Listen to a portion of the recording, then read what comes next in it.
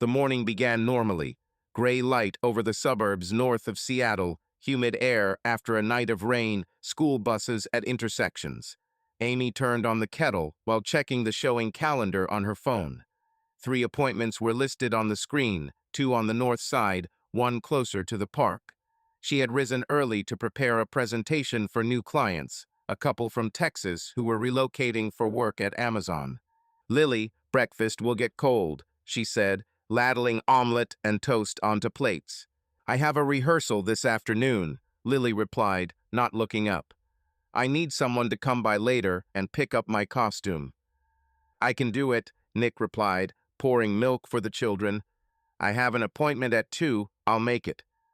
Milo pulled up a stool, noisily set his backpack down on the floor, and sat down next to his sister. He stirred his omelet, then ate half a piece of toast. "Mom, can we make a science poster tonight?" he asked. "About the layers of soil." "I have showings and a meeting with Cass today," Amy said. "But if I don't get back too late, we'll see. Dad will help if anything happens." Nick nodded. "We'll do it after dinner, buddy." Amy watched Nick carefully stack a container of sliced apples, Lily involuntarily mimicking his movements smoothly, without unnecessary gestures. Amy felt a familiar tension inside like before opening the door to a house where people were already standing, waiting for her smile and confident voice. She knew how to sell. Speak calmly, give customers space, don't push, but lead. She dropped the kids off at school, turned on a podcast about the real estate market, and by 9 was standing on the porch of the first house. It was 2 stories tall, with gray siding and a manicured lawn. She opened the doors, turned on all the lights, went down to the basement, and checked the smells. She lit a lightly citrus-scented candle and placed brochures on the table. Her hands moved quickly and precisely. When the clients arrived, Amy smiled as she always did, warmly, confidently, and without awkwardness. "Hi, I'm Amy Harper," she said, shaking hands firmly. "Nice to meet you. Let's start with the kitchen. The house has good bones and proven wiring, which is important for your budget." The man nodded reservedly, and the woman took a photo of the tiles on her phone.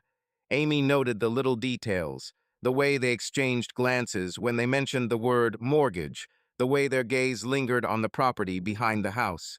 She smoothly steered the conversation in the right direction, mentally mapping out what was important to them, what she could offer in exchange. "We like the quiet," the woman said, "and being close to school." "This is a neighborhood with a rating of 8 in the latest assessment," Amy replied. "The elementary school is 5 minutes away by car. If you'd like, I'll contact the principal to arrange a short tour." After the show, she got into her car and lingered for a few seconds, staring at the screen. A new message flashed on the message icon. "Workout at 3 if you're free. Owen." She put the phone away. She was planning to meet Cass today. Cocktails, a little noise, conversations about how life is too short to bury yourself in routine. The next house was in a neighborhood where pine trees obscured the view of the neighbors. Amy walked up the stairs, commenting on the layout, and caught the familiar glances, a mixture of trust and expectation that she would solve their problem. She loved this part of herself. Collected, charismatic, the one who was hard to corner. She handled this part better than any other. By lunchtime, the crowd had thinned out. Amy stopped at the coffee shop on the corner. The barrister recognized her. "As always, latte without syrup." "Yes, and a turkey sandwich." She sat by the window and started scrolling through her phone's feed. Cass had already sent a video, a bar downtown, a new cocktail with a funny name. "Can we check it out tonight?" "Yes, at 8, Amy replied. A second message from Owen. "If you've changed your mind, I'll be there until 4. Amy turned her phone face down. She took another sip, thinking about Nick, about how he turned on the oven early in the evening, how he checked the kids' schedules and scheduled their trips by day. She and Nick had been together for 12 years. Everything was perfect. But inside, Amy sometimes felt like the sound had been turned off, and all she could hear was her own breathing. She called it space for myself.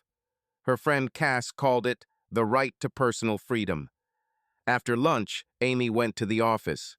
A board with quarterly sales charts hung in the conference room. A colleague, Josh, stopped her in the hallway. "Did you like the clients from Texas? They wrote to me last night they had a question about the HOA."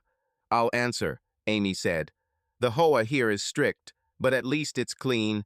They'll like it." She sat down at the computer, finished writing the email, and sent off a selection of alternative homes. She thought for a second, then her messenger opened. "Will you stop by? 10 minutes." Amy turned the phone over again. Then she finally replied, "Not today. See you in the hall this week." She hit send. It felt both easier and harder at the same time. By 6 o'clock, she was already home. Nick was stirring soup on the stove. Lily was doing her homework at the table, the school play script lying nearby. Milo was building a tower of Lego bricks by the sofa. "Hey," Nick said, looking at his watch. "Dinner's in 5 minutes." "I'll eat later," Amy replied, taking off her jacket. "I have a meeting with Cass at 8. We haven't seen each other in a while." "Okay," he nodded. "Lily, don't forget to ask Mom about the suit. And Amy, Milo has a dentist appointment tomorrow at 7:30. "I remember," she said. "I'll take you." They sat down to dinner. Nick told the kids about the new interchange they were building on the highway.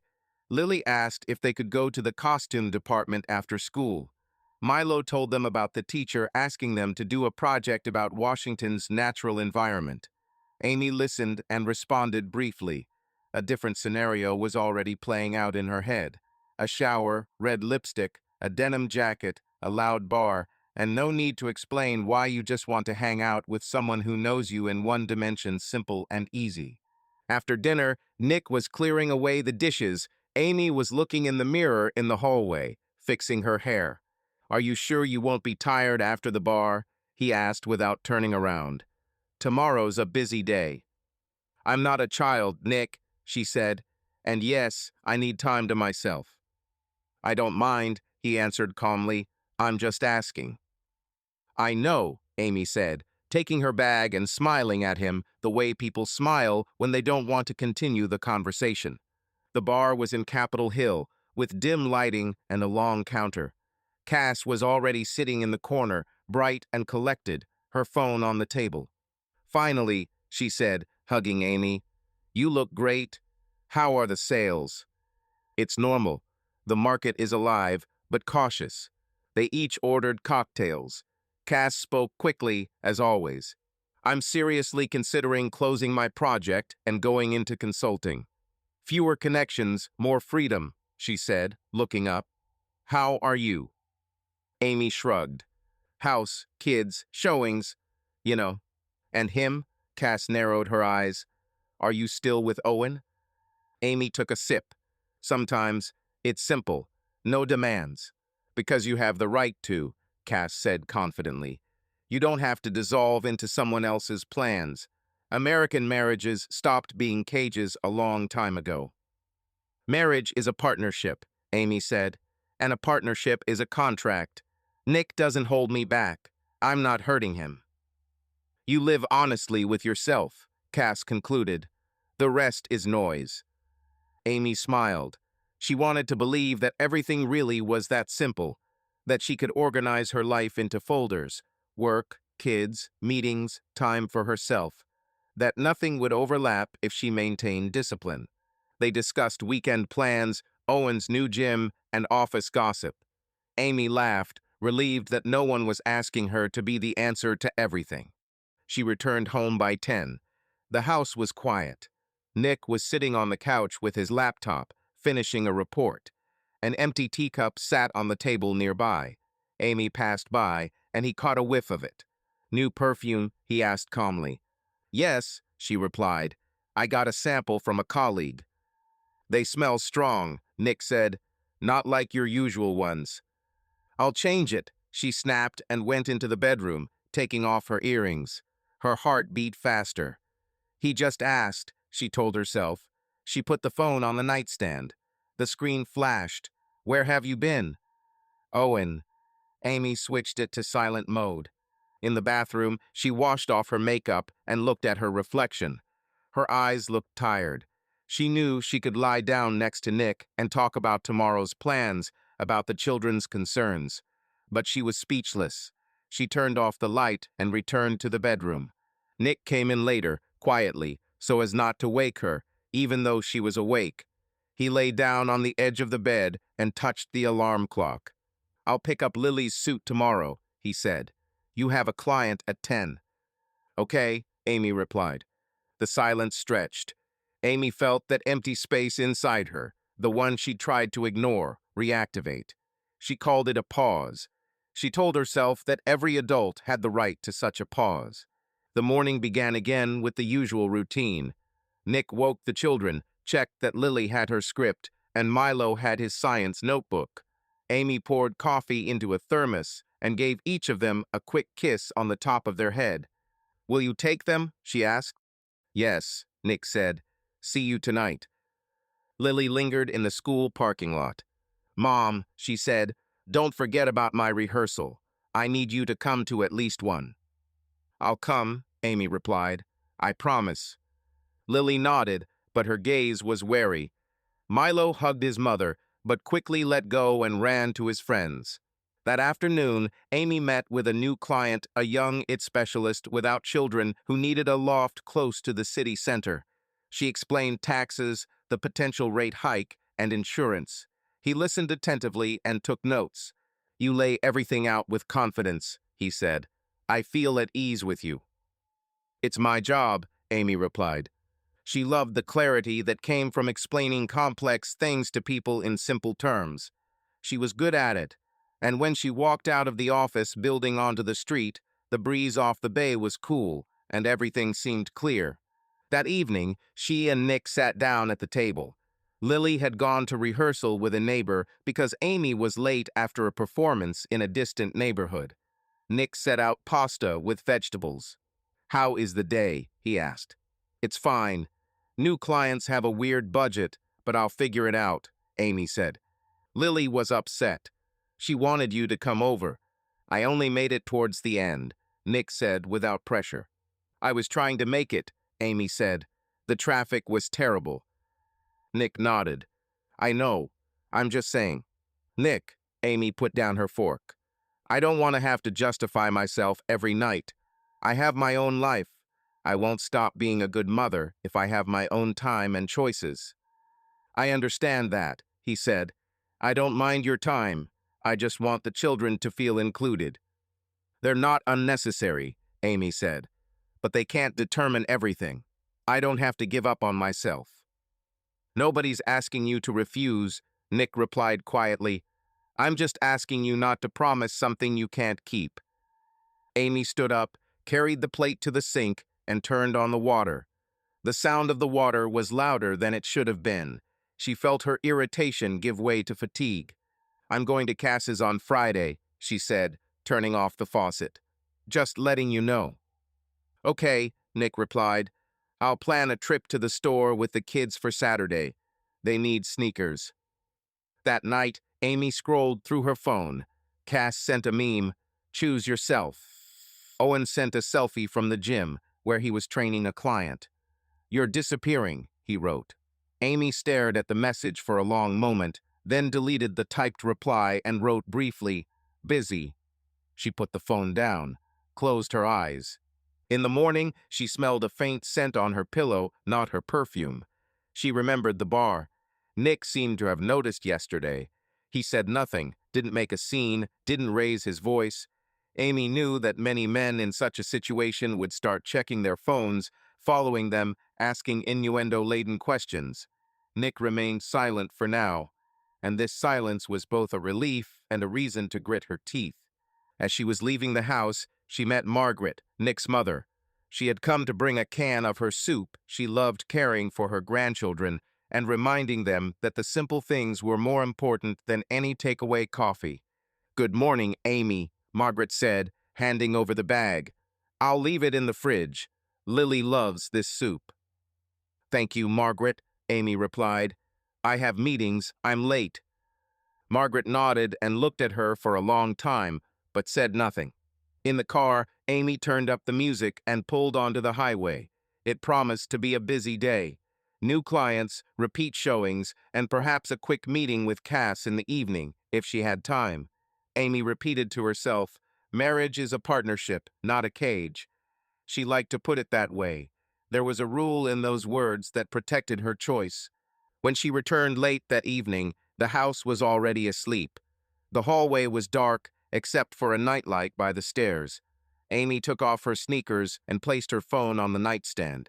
The screen flashed a subscription notification for the hotel app she'd once installed for a business trip and never deleted. She considered it, then hit hide. Her face in the mirror, tired but collected. Nick came out of the bedroom wearing a t-shirt. "Is everything okay?" he asked. "Yes, the clients have made an offer," Amy said, trying to keep her voice even. "We'll have an answer tomorrow." He nodded and took a step closer. Amy felt him inhale. "The smell," Nick said, "it's not yours." "I changed my scent," she replied. "I'm a bit tired of the old one." "Understood," he said and walked away. "Good night."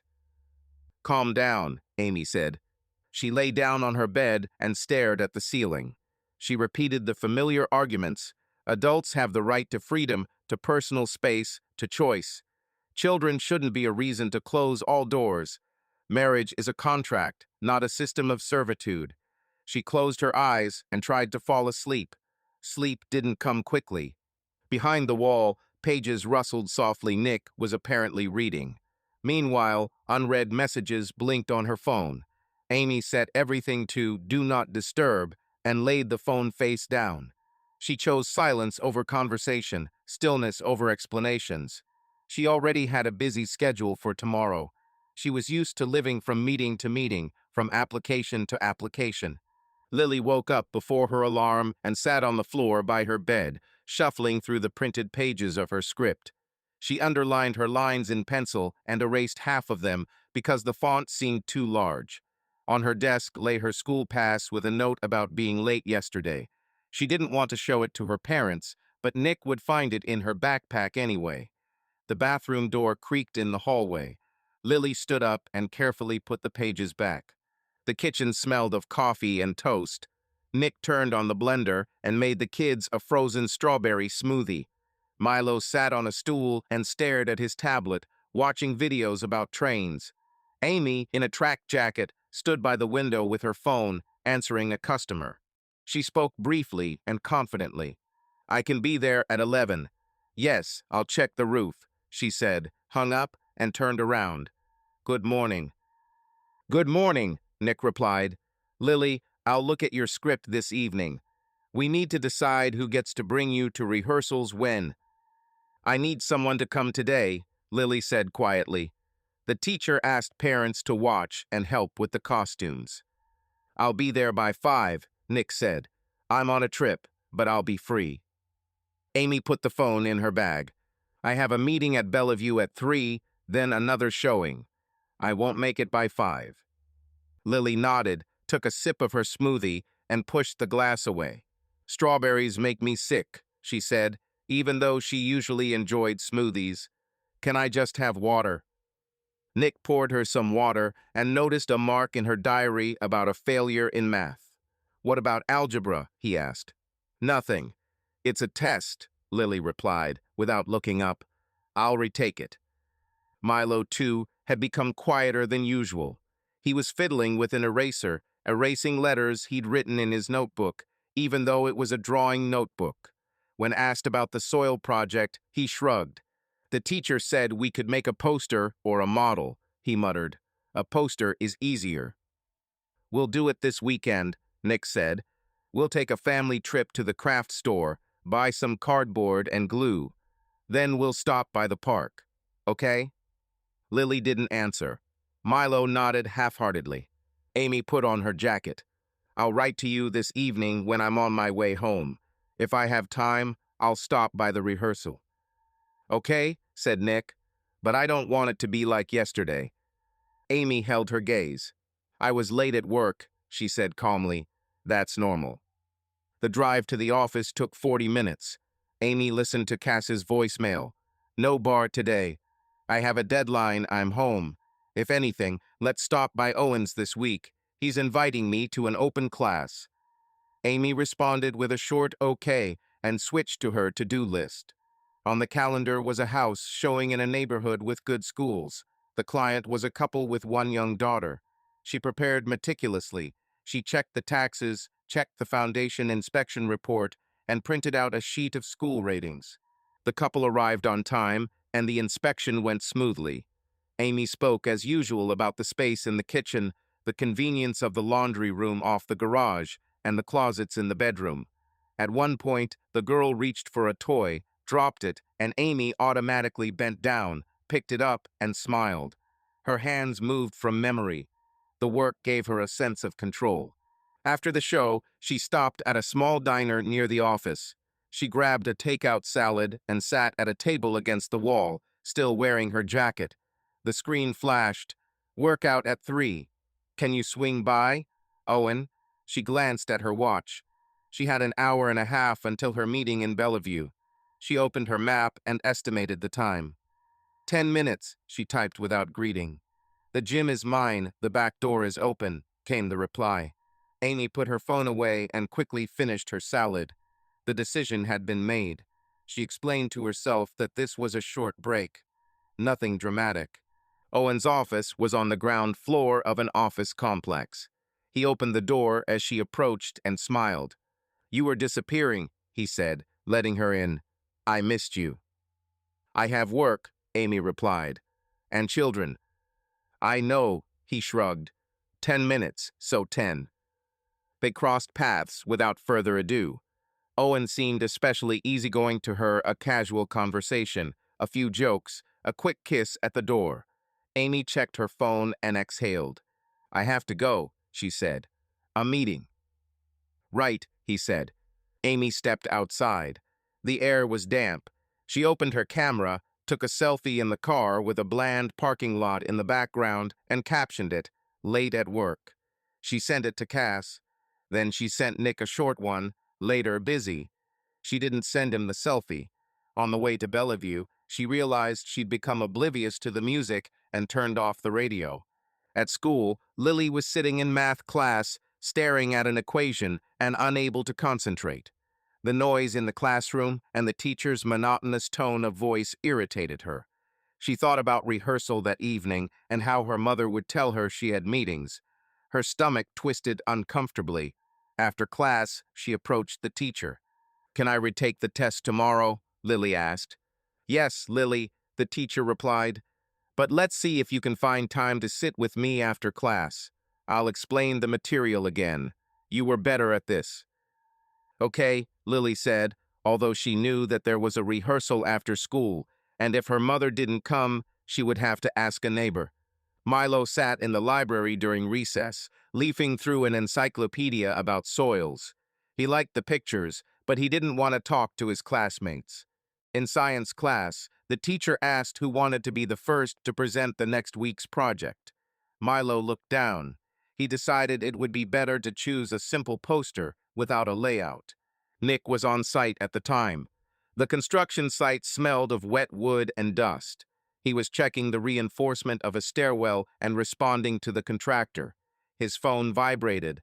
A message from Amy, later busy. He glanced at the screen and put the phone away. Jake, the junior engineer, was standing nearby, asking something about the concrete delivery schedule. "We're going according to plan," Nick said. "And make sure the ventilation contractor comes out tomorrow morning. We can't hold up the filter cabinet." By 2 o'clock, Nick had started making his weekend list. He wrote down, Milo poster, Lily costume, groceries, park, sneakers. He wanted to give the kids a relaxing day and hoped Amy would join in at least for part of it. At 4:30, he stopped by home, picked up a bouquet of simple chrysanthemums he'd bought for Lily on the way, and headed to school for rehearsal. The auditorium was stuffy, the parents sat on folding chairs, and someone whispered. Nick greeted the neighbor who dropped Lily off. The girl noticed him and smiled, but it was a wary smile. "Is Mom coming?" she asked. "She's busy with shows," Nick said honestly. "She said she'll try." Lily shrugged and walked out onto the stage. Nick watched her hold the sheets of paper, falter on her third line, and quickly recover. He wanted Amy to see how hard Lily was trying. When rehearsal ended, they went out into the hallway. Lily took the bouquet. "Thank you," she said. "Mom's not here anyway." "We're here," Nick replied, "and I'm proud of you." "It's not the same," Lily said, pressing the flowers against her chest. "I want her not to promise if she can't." Nick nodded. He felt Lily's words were getting to his core. He didn't want to argue, and he didn't want to make excuses for Amy. In the car, he turned on a quiet radio station, and they drove in silence. Amy was rearranging her keys at the time because she'd gotten her numbers mixed up. The last client was late and asked her to go over some paperwork, and she stayed late with him. She left the house, got into the car, and saw a missed call from Nick and a message, "We're at rehearsal. If you can't make it, let me know." She didn't answer right away. She took a selfie in the car with the text, "Delivering papers to clients, traffic is hell," and sent it to Cass. She texted Nick, "Traffic. Can't make it. Sorry." Then she turned off the screen. Lily sat in the back seat, looking out the window. Milo was waiting for them at home with Margaret, who had brought cookies. When Nick and Lily entered, Margaret immediately noticed their faces. "How did it go?" she asked. "It's fine," Nick said. "Lily held up well." "Mom wasn't here," Lily said, taking off her sneakers. "She's working," Margaret said carefully, "but I understand." Lily barely ate at dinner. Milo told her about the encyclopedia, but his voice was muffled. Nick tried to draw out the conversation, but he sensed the weariness in every short reply. He realized he needed a different plan. "Let's do it this way," he said. "Saturday is our family day. We'll go get materials for the poster, then to the park by the water, buy hot dogs from the food truck. In the evening, pizza at home and a movie, okay?" "What about Mom?" Milo asked.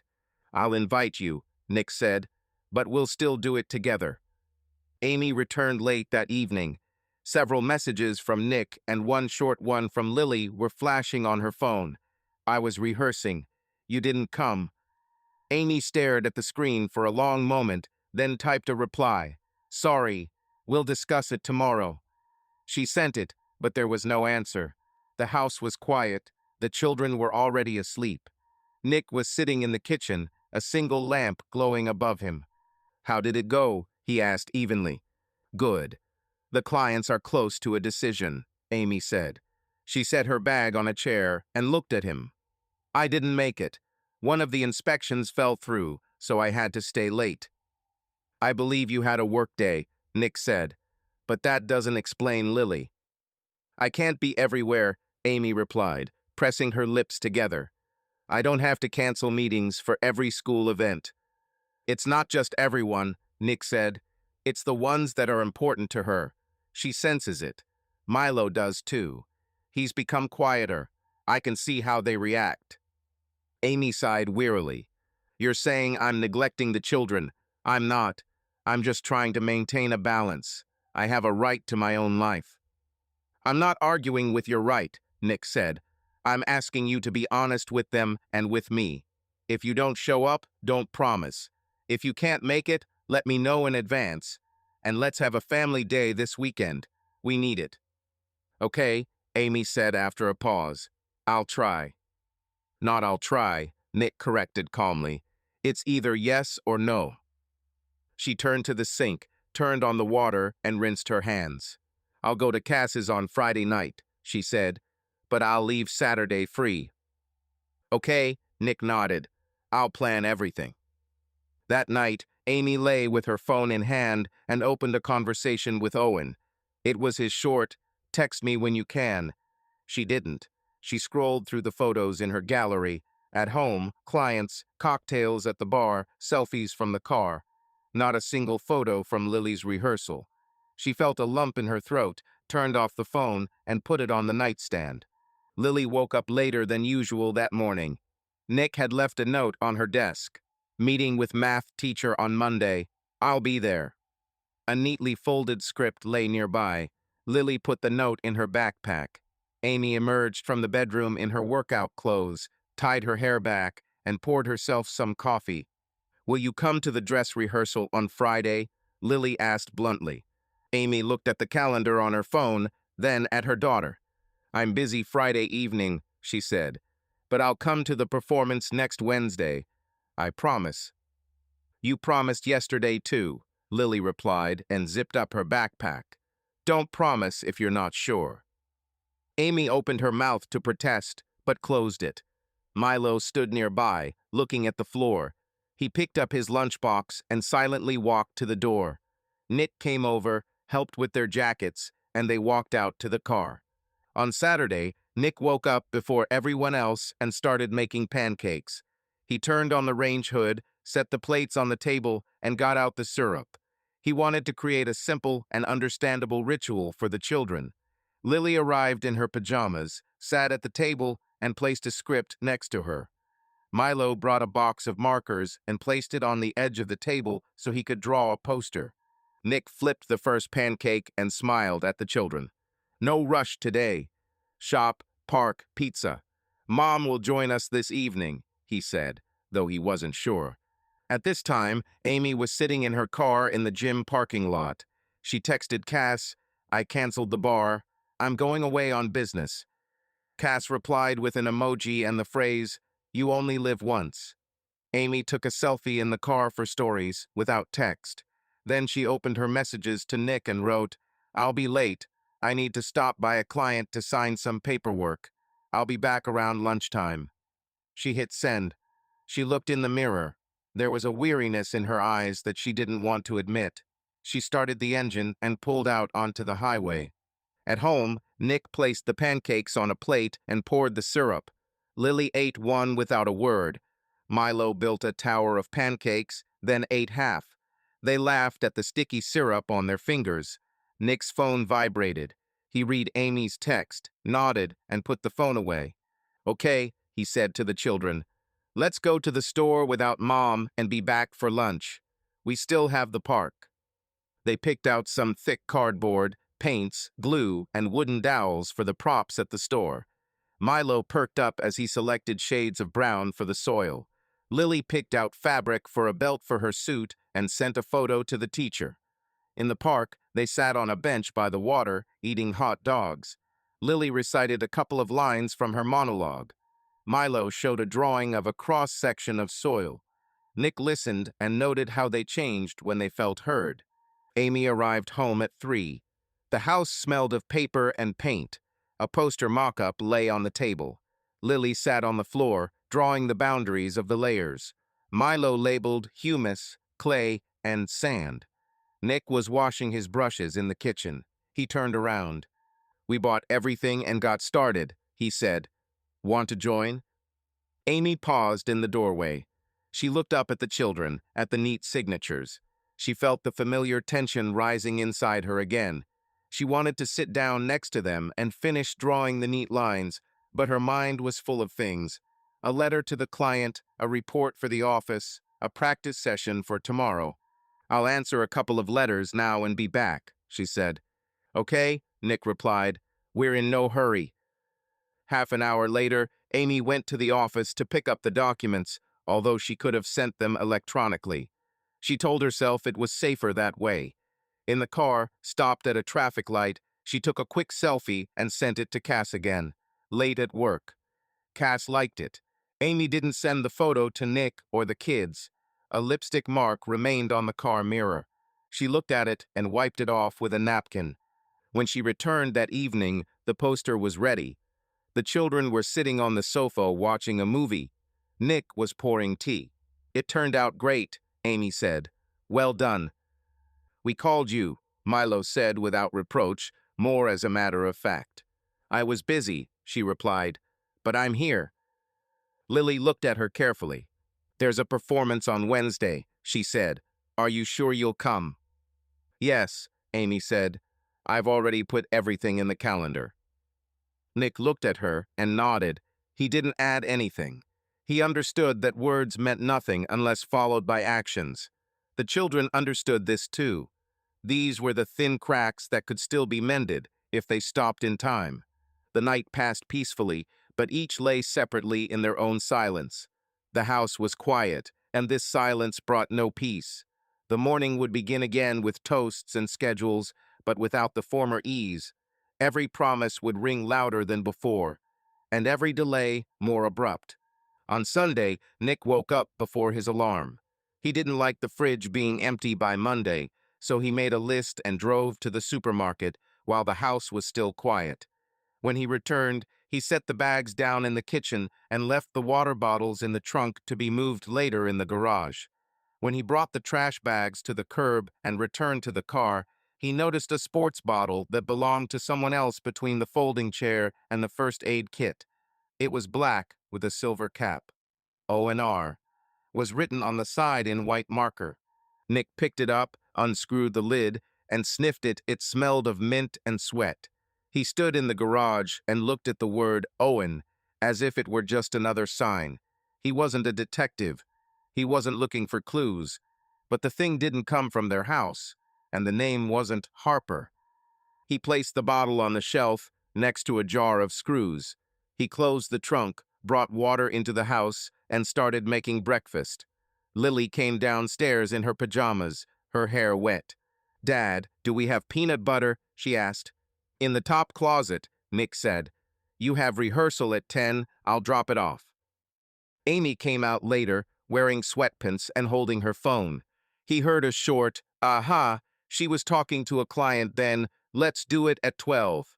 She put the phone away and helped herself to some yogurt. "I'll be heading to the showing at 1 o'clock, she said. "Then I might meet Cass." "Okay," Nick responded. "The kids and I will finish the poster and then pick up some sneakers. Pizza tonight." "Sounds like a plan," Amy smiled, but her eyes slid past him. That afternoon, Nick dropped Lily off at school and went to the mall with Milo. He bought his son a pair of sneakers and made him walk down the hallway, testing the cushioning with jumps. Milo smiled for the first time in days. It seemed relaxed. As they reached the parking lot, Nick glanced at the bank's message. "Payment, 184.62, see Airport Suites." The payment had gone through overnight. He paused for a second, then put his phone away. He didn't want to jump to conclusions in the parking lot. He went home and started making dinner. That evening, Lily was rehearsing her monologue in the kitchen, while Milo was finishing up the captions on the poster. Nick was washing a pot and heard the sound of incoming mail on his laptop. He wiped his hands and looked.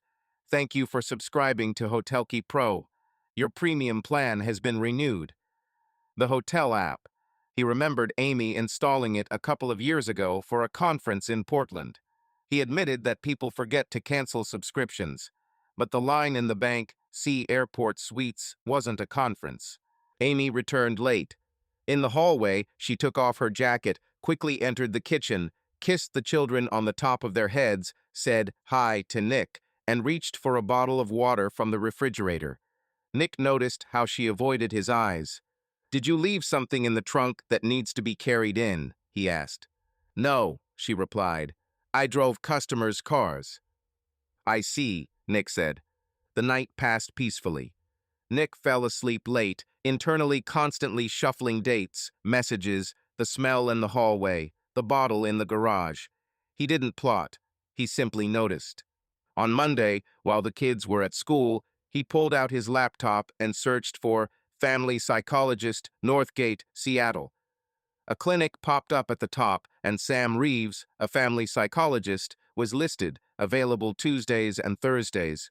He had a simple resume, working with couples and families, experience with crises and transitions. Nick signed up for the nearest appointment, indicating he wanted to come alone. Under goal, he wrote, understand how to protect and help children. At work, Nick tried to get back to work. They were closing the acceptance stage, needing to sign the reports and coordinate the crane schedule. Jake peeked into the trailer office. "Are you okay?" he asked. "You seem different today." "It's fine," Nick replied. "There's just a lot of houses." "I understand," Jake said. "I can close the meeting with the supplier on Wednesday if necessary." "Thank you. I can handle it." Nick didn't discuss personal matters with his colleagues. He signed the papers, discussed deadlines, and left for the site. On the landing, he caught himself counting his steps. He wasn't angry. He wasn't arguing with Amy in his head. He just wanted to know what he was going to do next. After work, he stopped by the garage, picked up a sports bottle, and carefully examined the millimeter-sized letters on the cap. 24 ounces. He didn't touch anyone's phones or check their messages. He put the bottle in a separate box. On the box, he wrote with a marker, "Other people's property, found in the trunk." He put it on the top shelf. That evening, while preparing dinner, he asked Amy, "Can you take Milo to the dentist tomorrow at 7:30? I have my first meeting at 8. I definitely won't make it," she said. "Can you make it yourself?" "I can," Nick nodded. "And this evening, there's a parent-teacher meeting at Lily's about the play. I'll go." "I'll try to come in," Amy said, "if the client doesn't keep me." "Better tell me right away," Nick said. "The teacher needs precise information." "Then I won't come," she snapped. "Let him blame it on you." "Okay," Nick said. "I'll tell you that." He felt it sounded dry, but he didn't want to leave empty promises in the air for children that would hurt more than a definite refusal. The next day, Nick arrived at Sam Reeves's office 5 minutes early.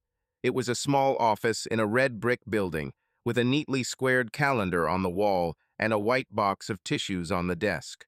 No pretentious psychology, no slogans. Sam came out, shook his hand, and offered him some water. "Nick, right?" he said. "Tell me how I can help." Nick sat on the edge of the chair and placed his palms on his knees. "We have 2 children. Lily is 11, Milo is 8. He spoke calmly. "Their grades have been dropping lately. Lily has become abrupt. Milo has become withdrawn. There's a lot of tension at home. I think their mother." He paused for a second. "She's having an affair. I don't want to yell or accuse right now. I want to figure out what to do with the children." Sam nodded. "You want to focus on children. That's understandable. What signs do you see?" "Indirect," Nick said. "A hotel payment near the airport in the middle of the night. A subscription to a hotel app. Someone else's bottle in the trunk with a name on it. The smell. Promises that go wrong. I don't check her phone. I don't want to turn my house into a police station." "I see," Sam said. "How do you react in the moment?" "I try not to make a scene. I take on tasks. I help with homework. I tell her straight out, if she can't do it, don't promise. I don't want the children to grow up in a theater of apologies." "Have you discussed this with your wife?" "No," Nick replied. "Not directly. I don't want a you cheated on me conversation. I want a how do we protect children conversation." Sam made a note.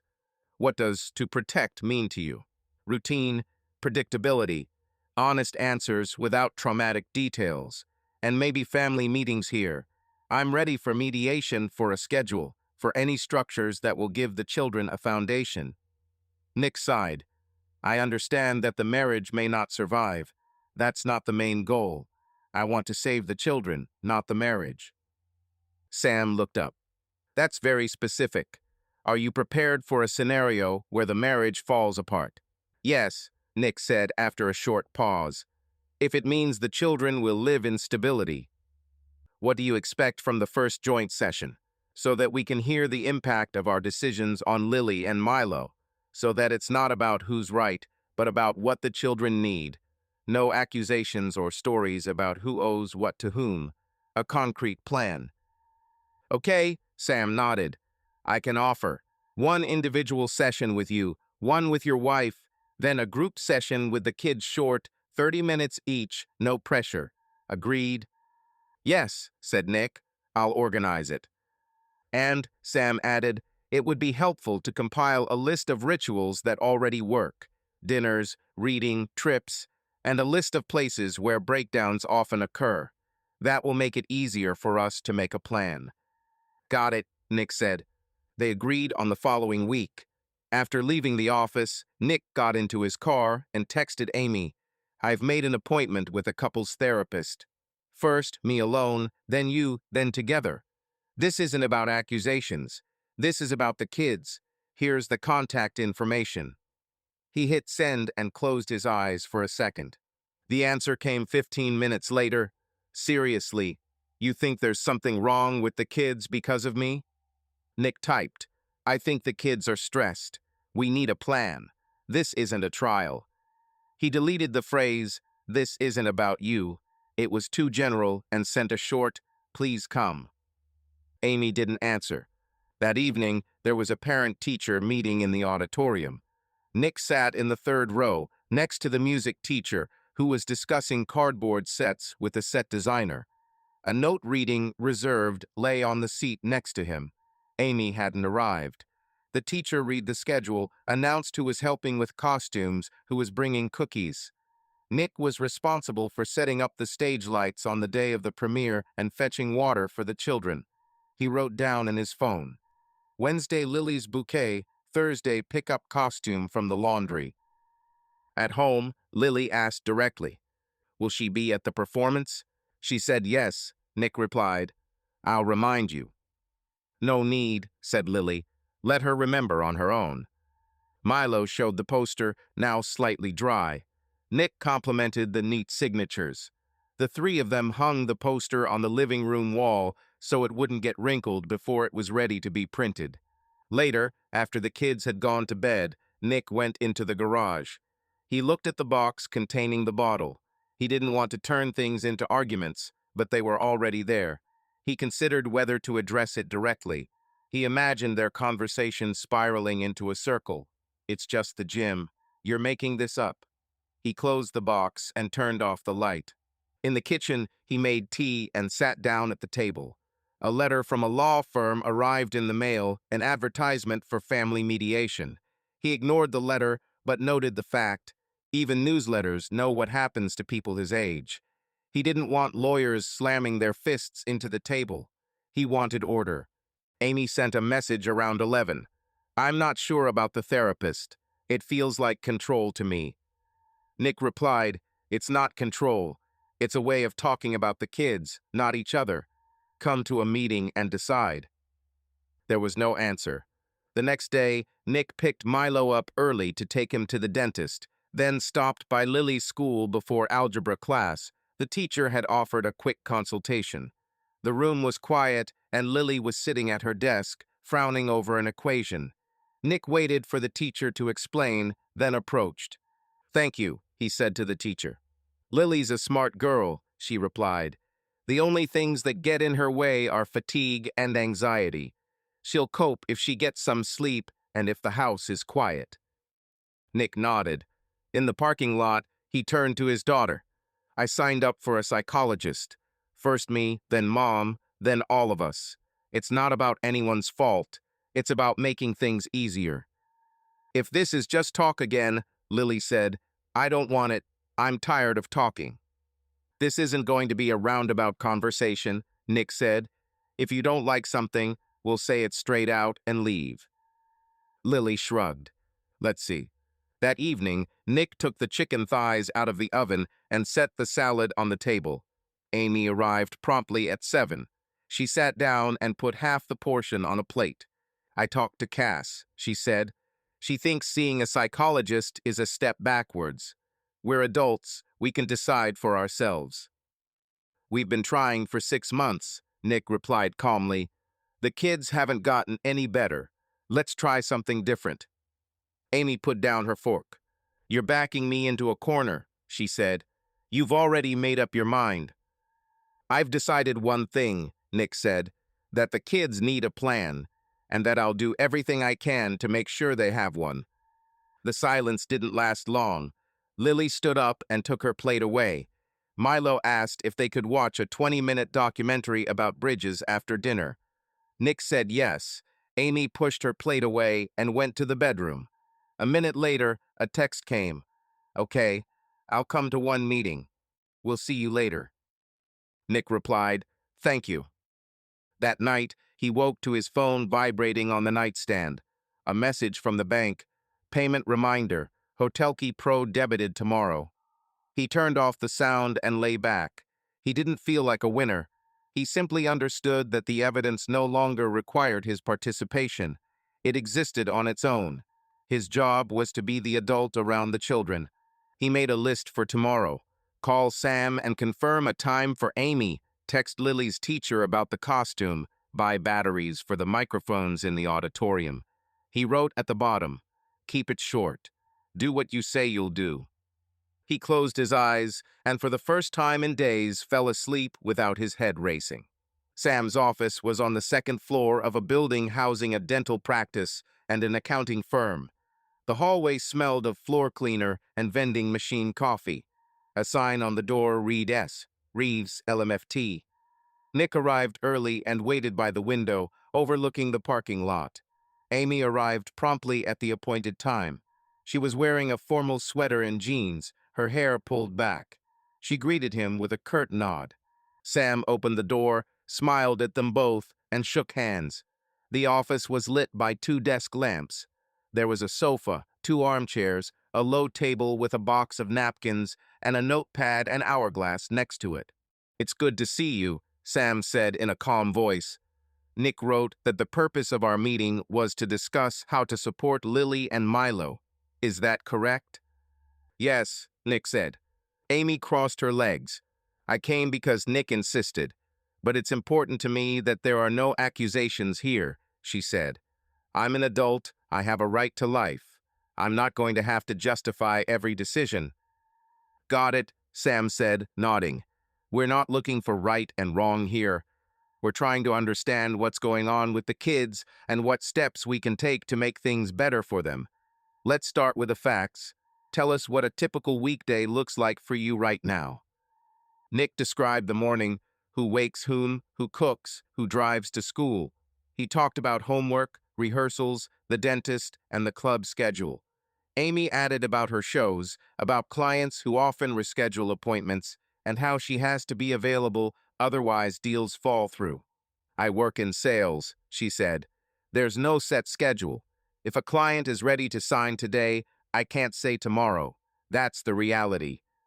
The reality is clear, Sam said. What do the kids say about your busy schedule? Nick talked about Lily's falling grades, about Milo starting to talk less, about the rehearsal that Amy missed. I went to a lot of school events, Amy interjected. If I missed one, it doesn't mean I'm a bad mother. I don't have to be at every stage and every parent-teacher conference. I want to fulfill myself, and that's okay. Sam turned to Amy. The word self-actualization sounds important. What does it include? Work, Amy said. Friends, sports, my own time. I don't want to disappear as a person. Marriage is a partnership, not a cage. We're a 21st century American family. Everyone has boundaries here. You're talking about boundaries, Sam clarified. How do you define them in relation to children? Amy thought for a second. Children shouldn't define my life. I love them, but they're not the center of the universe. I want them to grow up independent, not dependent on my presence at every moment. Sam nodded. I hear you value autonomy and honesty. Now let's look at it from the children's perspective. What practice shows? When we're talking about Lily and Milo's age, predictability and keeping promises are key factors for safety. When adults promise and don't follow through, a child's basic trust declines. They don't think, Mom's busy, they think, there's something wrong with me. It's not about morality, it's about the psyche at a particular age. Amy leaned back. I don't make promises deliberately only to not show up. I really do try. But clients, traffic, everything changes. Let's try replacing the word trying with planning, Sam said, and introduce a rule. If there's a risk of breaking the promise, don't make it to your children. And if you do make a promise, schedule it as an obligation, like a meeting with a notary, and give advance notice if it's going to be rescheduled, not at the last minute. Nick nodded. That's exactly what I'm talking about. We need less talk and more sustainability. Not slogans, but concrete steps. Amy looked at Nick. It's convenient for you to put me in a box. You've always been about schedules. It's not a frame, Nick replied. It's a way for Lily to keep track of her lines on stage while looking over her shoulder at an empty chair. Amy pressed her lips together and looked at Sam again. "You're making a big picture out of one event," she said. "I was at a parent-teacher committee meeting last week. Where is that in your picture?" "A film needs to have both," Sam said. "Both presence and absence. But children remember gaps more often. The brain clings to unfinished loops, so our job is to reduce such loops. Don't promise what you're not sure you can deliver. Set priorities. A performance, a medical exam, a test high priorities. Sports, a bar, an additional screening, these are flexible areas." Amy sighed. "I hear you, but I don't like that it sounds like save yourself for later. I'm tired of being the mom who has to. I'm a woman. I have the right to relationships, to friendship, to sports.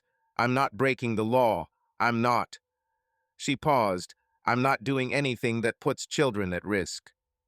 Sam paused briefly. "There's no criminal code here," he said calmly. "There are consequences. Sometimes what an adult calls personal freedom, a child interprets as I'm not chosen, and that affects their sleep, their grades, their trust. Our goal isn't to abolish your freedom, but to build it so that children don't pay a higher price for it. It sounds like a compromise, but it's a structure." Nick added quietly, "I'm ready to take on more. I'm already taking on more. I need you to stop making promises if you're not sure, and I need you to be at the key events. Specifically, the dress rehearsal on Friday is optional. The premiere on Wednesday is a must. Say yes or no." Amy looked down. "I'll be at the premiere," she said. "I'll be on time." Sam turned the hourglass.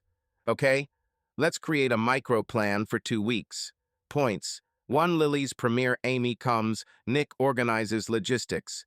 2 Milo's project class meeting on Friday before lunch. Nick is already signed up. Amy doesn't take a meeting at that time. 3 home rituals, 2 dinners a week without phones, an hour each. 4 communication channel, a short exchange of tomorrow's schedule at 8:30 p.m. 5 no promises to the kids without writing them down on the calendar. Agreed?" "Yes," Nick said. Amy nodded, slowly. "Let's try." "The second block is conversations with children," Sam continued. "We only talk about things that relate to their world, without adult details. The wording might be, sometimes mom is busy with work, sometimes dad is, but we talk about important things in advance and show up as promised. And if you lose your cool, call it your own, not its all because of the traffic jam, you accept responsibility. You don't make excuses. This reduces their anxiety." Amy was silent for a few seconds. Then she said, "Lily texted me last night. I replied this morning. She didn't read it. I think she's avoiding me." "For her, it's protection," Sam said. "For you, it's a signal. This week, add one-on-one time with each child. 30-45 minutes. No gadgets. No shopping, just presence. A walk, ice cream, a conversation. Specifically, who and when."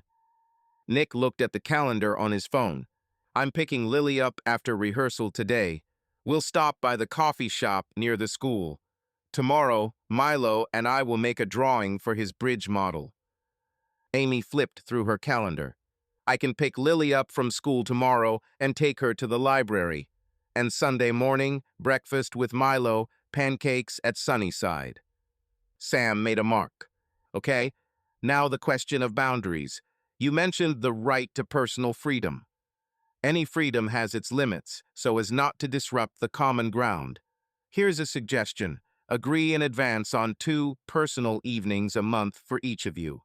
The remaining evenings are for the family or discussed in advance. And no sudden, 'I'll stop by my friends on the day of the dress rehearsal.' That's basic politeness within the family. What do you think?" "That'll do," Nick said. Amy shrugged. 2 evenings isn't enough, but okay. We'll see." At the end of the meeting, Sam asked, "Would you like a short session with the kids next week? No arguments, just so they can tell us what helps them." "Yes," Nick said. Amy nodded. "Can." The air was cool when they stepped out into the parking lot. Nick stopped. "Thank you for coming," he said. Don't thank me, Amy replied. It's not a gift. It's part of the agreement. I still thank you, Nick said. For the specifics. Amy got into her car and stared at the screen for a few seconds. A message came from Cass. How's the family drama guru doing? Amy typed, calm down. We were talking about the kids and the schedule. Cass replied almost immediately. The main thing is to hold your ground. You don't owe anyone anything. Amy closed the chat and started the engine. She went to the office, but instead of taking the elevator, she took the stairs to catch her breath. Her colleague Josh caught her in the hallway. The Texas clients signed the preliminary agreement, he said. Great job. Thank you, Amy replied. I'll send them the list of inspectors today. That afternoon, she stopped at the library for a meeting with a new client, then at a coffee shop to rewrite her to-do list. In her notebook, she made a column labeled Family and, for the first time in a while, wrote down specific items. Lily Library, Wed, Milo Breakfast, Son, 8:30 p.m. Sink. Next to it, in her usual handwriting, she added, Owen Jim Thur, then erased it, then wrote it again and added a question mark. Amy arrived at school that evening. Lily was already standing at the exit with a backpack and a rolled-up poster for another scene. When she saw her mother, her expression remained unchanged. Shall we go to the library? Amy asked. Okay, Lily replied and sat in the front seat. The library was quiet. They found a table by the window. Lily pulled out her algebra book. Amy sat next to them, but didn't prompt them, just asked. What topic? Linear equations, Lily replied. I get it. Just need to take it slow. Okay, Amy said. I'm here. They sat in silence for 30 minutes. Lily wrote, Amy flipped through a printout of the customer inspection report. Then Lily asked, Are you sure you'll come to the premiere on Wednesday? Yes, Amy said. I set a reminder and cleared the evening. Don't promise if you're not sure. Lily repeated the words she'd heard her father say. I don't need flowers. I need you to sit in the hall. I will, Amy repeated. Not because of the flowers, because of you. Lily nodded and returned to her notebook. The nod didn't break the tension, but it was honest. On the way home, Lily turned the radio to a quiet frequency. Amy said nothing. Nick met them on the porch with a grocery bag. How did it go? He asked. It's fine, Lily answered and went into the house. Amy stopped next to Nick. Sam suggested breakfast with Milo on Sunday. I'll take him to Sunnyside. Don't make any plans for that time. Okay, Nick said. Thanks for the library. No need to thank me, Amy said automatically, and immediately felt how it sounded. Okay, accepted. Later that evening, after the kids had gone to bed, Amy sat in the kitchen with her laptop. Nick had received an email from Lily's teacher with details about the premiere. He forwarded it to Amy. She added it to her calendar. Her phone blinked. Open class on Thursday. Drop by. Owen. She stared at the screen and remembered Sam's words about my 2 evenings a month. Thursday could be her evening. She typed, I have a window Thursday. I can do it for an hour. She put the phone away and finished her tea. The night was quiet. Amy woke to a vibration. A reminder popped up. 8:30 p.m. Sync. She went down to the living room. Nick was already sitting at the table with a notepad. Lily has an extra rehearsal tomorrow until 5. I'll pick her up. Milo has science. He needs to bring a poster, Nick said. I'll pick Lily up from school on Thursday, Amy replied. And breakfast with Milo on Sunday. Opening night on Wednesday. I'll be there at 6:30. Okay, Nick said. We have a deal. They both marked their notes. It was a simple exchange of information, devoid of emotion. But it happened. In the morning, Amy dropped the kids off and stopped by Margaret's to deliver the containers. Margaret opened the door right away. Come in for a minute, Margaret said. I made banana bread for the kids. Amy came in and placed the containers on the table. Thanks for the soup, she said. The kids liked it. Margaret looked at her carefully. Lily asked you to come to her performance, she said calmly. It's important. I'll come, Amy answered. Okay, Margaret nodded. And one more thing. Freedom isn't just about doing what you want, it's about keeping your word. That's my perspective, nothing more. From there, you decide for yourself. Amy smiled wryly. I'll decide. She left the house and got into the car. Her phone blinked. Booked. Hall, Thursday, 3 p.m. to 4 p.m. Amy looked at the black confirmation line and thought of the hourglass on Sam's desk. She turned off the screen and drove to the office.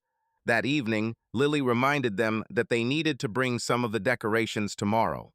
Nick loaded the box into the trunk. Amy checked the schedule and set another reminder for an hour before the performance. Before bed, she texted Cass, I'll be in Owen's class on Thursday. Wednesday busy, Lily's premiere.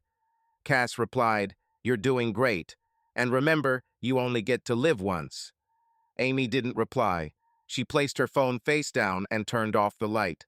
The last thing she heard before bed was Nick closing his laptop and putting his notebook away.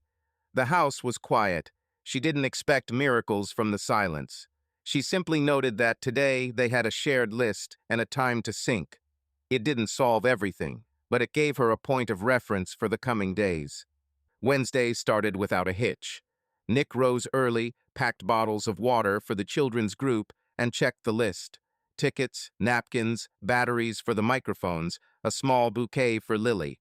Milo donned a school t-shirt with the logo, proud to be helping seat the elementary school students in the auditorium. Lily ate buttered toast in silence, her script lying next to her, creased in half. I'll be there at 6:30, Amy said in the morning, quickly applying lipstick in front of the mirror. I set 3 reminders. We'll be in the hall at 6, Nick replied.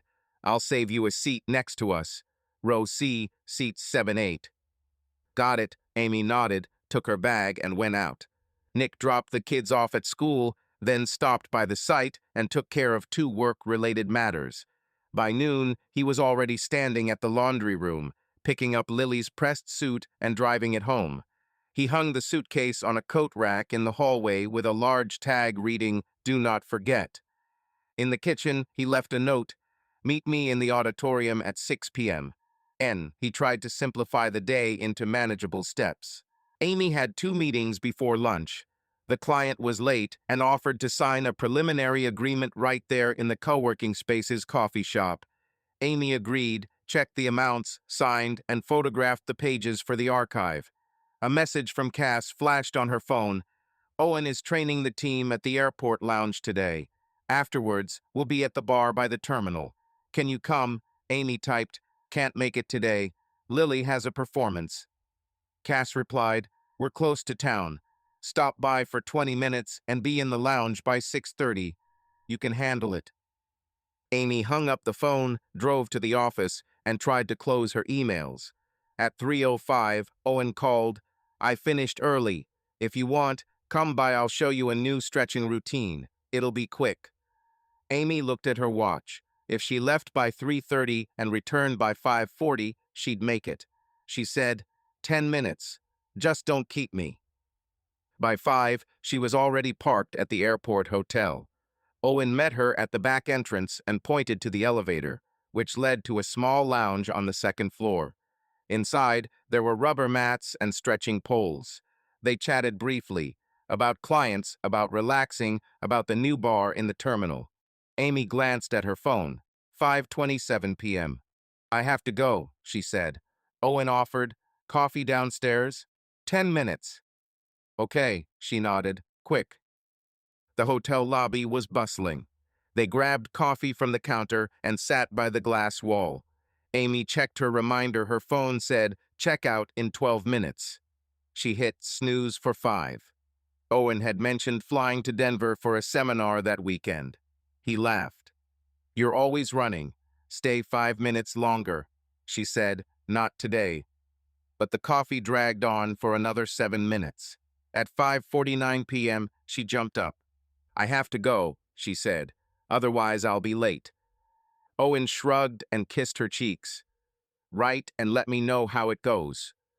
Amy ran out to the parking lot, got into her car, and pulled out onto the highway. Cars were parked at the interchange closer to the center. The screen flashed, "Accident, 18-minute delay." She stomped on the brakes and peered at the timer. At 6:15 p.m., the traffic was barely moving. She texted Nick, "Stuck in traffic. On my way." Nick replied, "We're already at the concourse. Boarding. Row C. You'll be there in time." Amy turned off notifications to avoid seeing the time on the screen. At school, Nick met his parents at the entrance and helped the teacher set out the water bottles backstage. Milo proudly gave the program to a couple of elderly neighbors. Lily sat in the dressing room, clutching a small talisman, a star keychain that Amy had once given her. Nick peeked in, straightened her collar, and handed her a bouquet. After the scene, he said, "Are you ready?" "Yes," Lily answered, but her eyes searched the door. "Is Mom at the door?" "She's on her way," Nick said honestly. "She'll sit next to me." Lily nodded, took a deep breath, picked up the script, and went out to the guys to line up. The hall was filling up. The smell of varnish from the sets and the cheap plastic of the folding chairs filled the air. The lights were dimmed. Latecomers hurried to their seats. A neighbor whispered to Nick, "How beautiful Lily looks in that costume." He nodded, clutching his program and looking toward the door. The seat next to him remained empty. 6:32 p.m. Amy sat in traffic at the exit to school, watching the time tick away. Her phone alerted her again.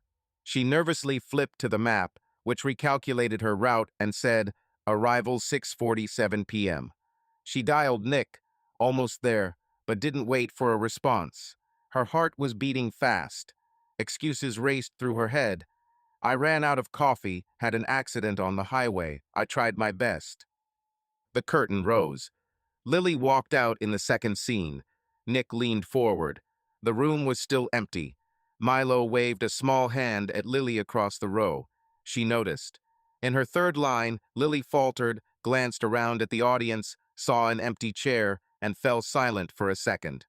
The teacher made an almost imperceptible gesture, and Lily composed herself and continued. Nick felt the audience exhale along with her. He sat up straight, didn't swing his leg, didn't move. He knew the only thing he could do now was be here. Amy parked at the school at 6:49 p.m. and practically ran through the hall, but there was a sign on the door that said, "Do not enter during the scene." The volunteer on duty raised her hand. "Please wait until the end of the number." Amy froze against the wall, looking at her watch. She heard snatches of dialogue through the closed door and tried to guess where Lily was. At 6:57 p.m., the sign was flipped over. Amy slipped into the hall and approached row C. Nick didn't look at her. Lily was singing along with the crowd at the time. Amy sat down and placed her bag at her feet.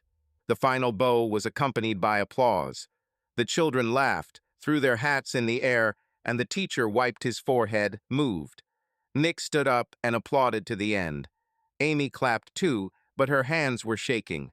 Lily caught their gaze for a second and then looked away. The backstage was crowded.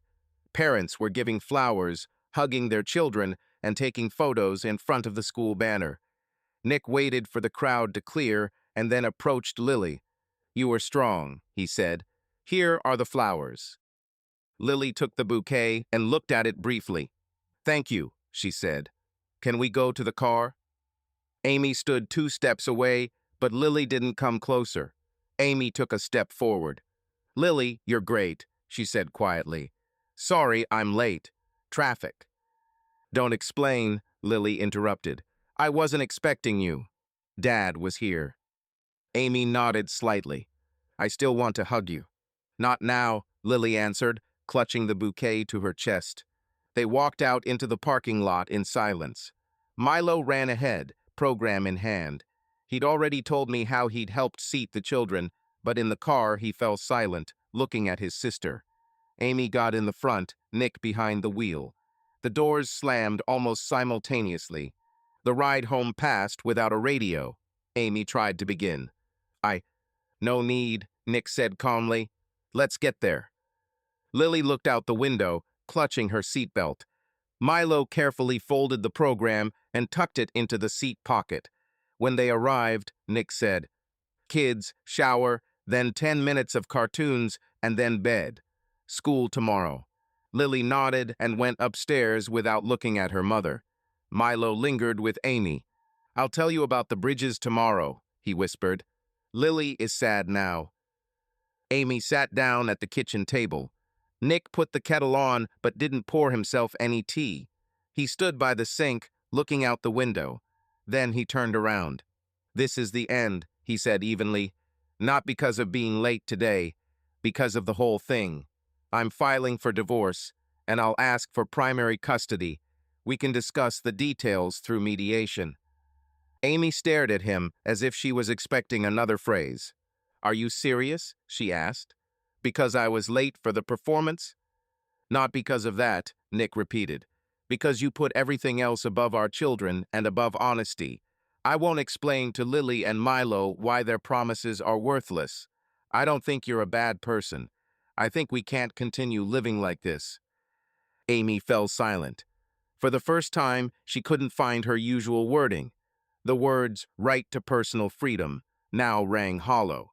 A message from Cass flashed on her phone. "How was the show?" Amy turned the phone face down. "And what next?" she asked. "Tomorrow I'll call my lawyer. We'll try to negotiate peacefully. And I'll ask Sam to give me some written recommendations on the kids' schedule," Nick said. "Today sleep." He turned off the light in the kitchen and went to the children. Amy remained in the darkness, hearing Lily's door open and close quietly upstairs. She stood up, walked to the hallway, picked up her jacket from a chair, and dropped the crumpled play program from its pocket, handed to her by a volunteer at the entrance. On the cover was the date and the large inscription, "Premiere." Amy picked up the paper and placed it on the shelf. There was nothing else to do. In the bedroom, she couldn't fall asleep for a long time. She thought about telling Cass later, in the morning, and Owen busy. Only one image kept running through her head, the empty seat in the third row that Lily had seen. Amy realized it wasn't traffic or coffee anymore, but the elections lined up. Before dawn, she finally fell asleep for 40 minutes. When she woke, she heard Nick closing the door and whispering to Milo, "Hush, Lily's still asleep." Everything was as usual and yet different. They talked at night, when the house was quiet and no one else was stirring on the stairs. Nick sat at the kitchen table, a folded sheet of paper with bullet points in front of him. Amy stood at the sink, her hands on the edge of the countertop. "I'll file for divorce," Nick repeated evenly, "and I'll ask for primary custody. We'll go to mediation. I don't want a war. I want to order for the children." "You speak as if everything is already decided," Amy said. "You're taking away my role in their lives." "I didn't say that," Nick replied. "I said primary custody and you have a strict schedule, with obligations. It's not a punishment. It's a structure you don't maintain yourself." "It's convenient for you to portray me as irresponsible," Amy snapped. "You've always loved to live by lists. Now you're making a judgment out of it." "I'm doing this because Lily trembles on stage, staring at an empty chair, because Milo is silent for entire evenings, and because all the talk of freedom doesn't change their day. I'm no longer going to explain other people's decisions to them as if they were accidents." Amy fell silent and sat down opposite him, crossing her arms. "What's on your sheet?" she asked, nodding at the paper. "The basics." Nick unfolded the sheet. "School schedule, pick up and drop off. I have the medical records. General expenses are accounted for transparently. Your evenings are 2 a month by arrangement without conflicts with school events. Phones at dinners are in a box, and an agreement that the children sleep at their addresses strictly according to the schedule. No staying home tonight without warning." Amy cringed. "You are framing our marriage as a project." "It was a joint project," Nick said calmly, "and we failed as a couple. Now I'm putting together a new one for the kids. You can be a part of it if you want." "I want to be their mother," Amy said quietly, "not an item on your list." "Then start by doing what you say," Nick replied, "and show up on time where they expect you." They exchanged glances in silence. Amy glanced out the window. A street lamp was burning. She turned back. "I agree to mediation," she said, "but the terms will be negotiable. I won't sign what you brought me as is." "That's what June's for," Nick nodded. "And tomorrow morning, I'll take care of getting ready for school. You don't have to get up." "Don't boss me around in my own house," Amy said sharply. "It's not an order," Nick replied. "It's a message." He gathered up the papers, put them in a folder, and turned off the light. Amy remained in the kitchen for another minute. She opened her phone. She launched a short video in her stories. A mug, a lamp, the caption, "Night Thoughts." She played some music and immediately muted it. She deleted the video. She opened a chat with Cass. He said he's filing. He has custody. The reply came immediately. "Don't panic. Get a lawyer and don't settle for less. And remember, you don't have to live by his rules." Amy turned off the screen and went to bed. Nick was the first one up in the morning. He cooked oatmeal, cut up apples, and packed nut bars into the lunch boxes. Lily came in with puffy eyes, but no tears. Milo sat up and rested his head on his hand. "I'll pick it up today," Nick said. "Lily has an orchestra rehearsal at 4. I'll wait." "Amy," he turned to his wife, who had taken a mug from the cupboard, "you don't have to rush. I think you have a show at 10. "Yes," Amy answered shortly. "And we'll talk to the kids this evening," Nick added. "No details, but honestly." "Why today?" Amy asked. "Because pulling is worse," Nick said. "And because Lily can see everything anyway." The children were silent. Nick drove them to school. Amy went to the office and, already in the car, took a photo of her badge and coffee, captioning it, "Work is also caring." She posted it. Within a minute, the comments were flooding in. Familiar colleagues were liking the photo and sending forward messages. Amy felt a brief surge of energy. She responded to the client, prepared a viewing list, and left for the house in Kenmore. At the showing, she spoke confidently, helping the buyers visualize where their furniture would fit. They asked about school. Amy told them about the great teachers and the extracurricular activities. A pang tugged at Lily's heartstrings. She had orchestra performances today. Amy didn't offer to drive anyone, even though she could have. She switched back to square footage, facades, and the hoa. Meanwhile, Nick met with lawyer June Ellis in her downtown office. The room overlooked the embankment, and on the desk lay a neat stack of files and a cup with pens. "Nick," June said, "I read your letter. If you're truly committed to mediation, I'll support it. But be prepared for the fact that you'll still have to present the facts during the process." "Evidence?" Nick asked. "Not evidence of infidelity," June said. "Facts that impact the children's interests, who takes them to the doctor, who's present at key events, who maintains the routine. Correspondence with teachers, schedules, receipts. No dirty laundry. Judges react better to that." "I understand," Nick nodded. "I have lists, confirmations, letters from the school, and I'll ask for a psychologist's report later." "Okay," June said. "And one more thing. It's important you don't sound vindictive. Just about stability. You having custody is logical if you show structure. For the mother, it's a generous schedule, but with checkpoints. Medical appointments, school, homework, and a rule, no strangers at the kids' sleepovers at first. That's the standard stipulation." Nick nodded. He felt a plan forming within him, not like a weapon, but like a framework. That afternoon, Amy stopped by the salon to get her hair color touched up. She sat in front of the mirror, the stylist chatting about a new curling iron, and she texted Cass. "He hired a lawyer. He says peace." "Peace is a trap," Cass replied. "Get your own and ask for a 50-50 split. And don't agree to checkpoints. You're a free person." Amy replied, "I don't want a war." "You don't want to lose," came the reply. After the salon, Amy filmed a story, a short clip from her car, a new haircut, captioned "Reboot." She knew Nick would see it. She left it there on purpose. That evening, she stopped by Owen's salon for 15 minutes, just to say hello. He was wearing a black t-shirt and smiled. "Are you okay?" I'm not sure, she replied. It's hard at home. If you need a distracting workout, come tomorrow. I'll set you up with a program, he said. I'll see, Amy said and left. At home, Nick was unpacking the box of textbooks the school had given him for rehearsals. Lily came in, took off her jacket, and placed the script on the table. Family talk this evening, Nick said. No big deal, just the basics. About the divorce? Lily asked bluntly. Yes, Nick replied. We'll be honest, but nothing extra. At 7, they sat down in the living room. Glasses of water were on the table. The phones were in the box. Dad and I talked, Amy began. Her voice wavered a little, but she controlled it. We've decided to split up.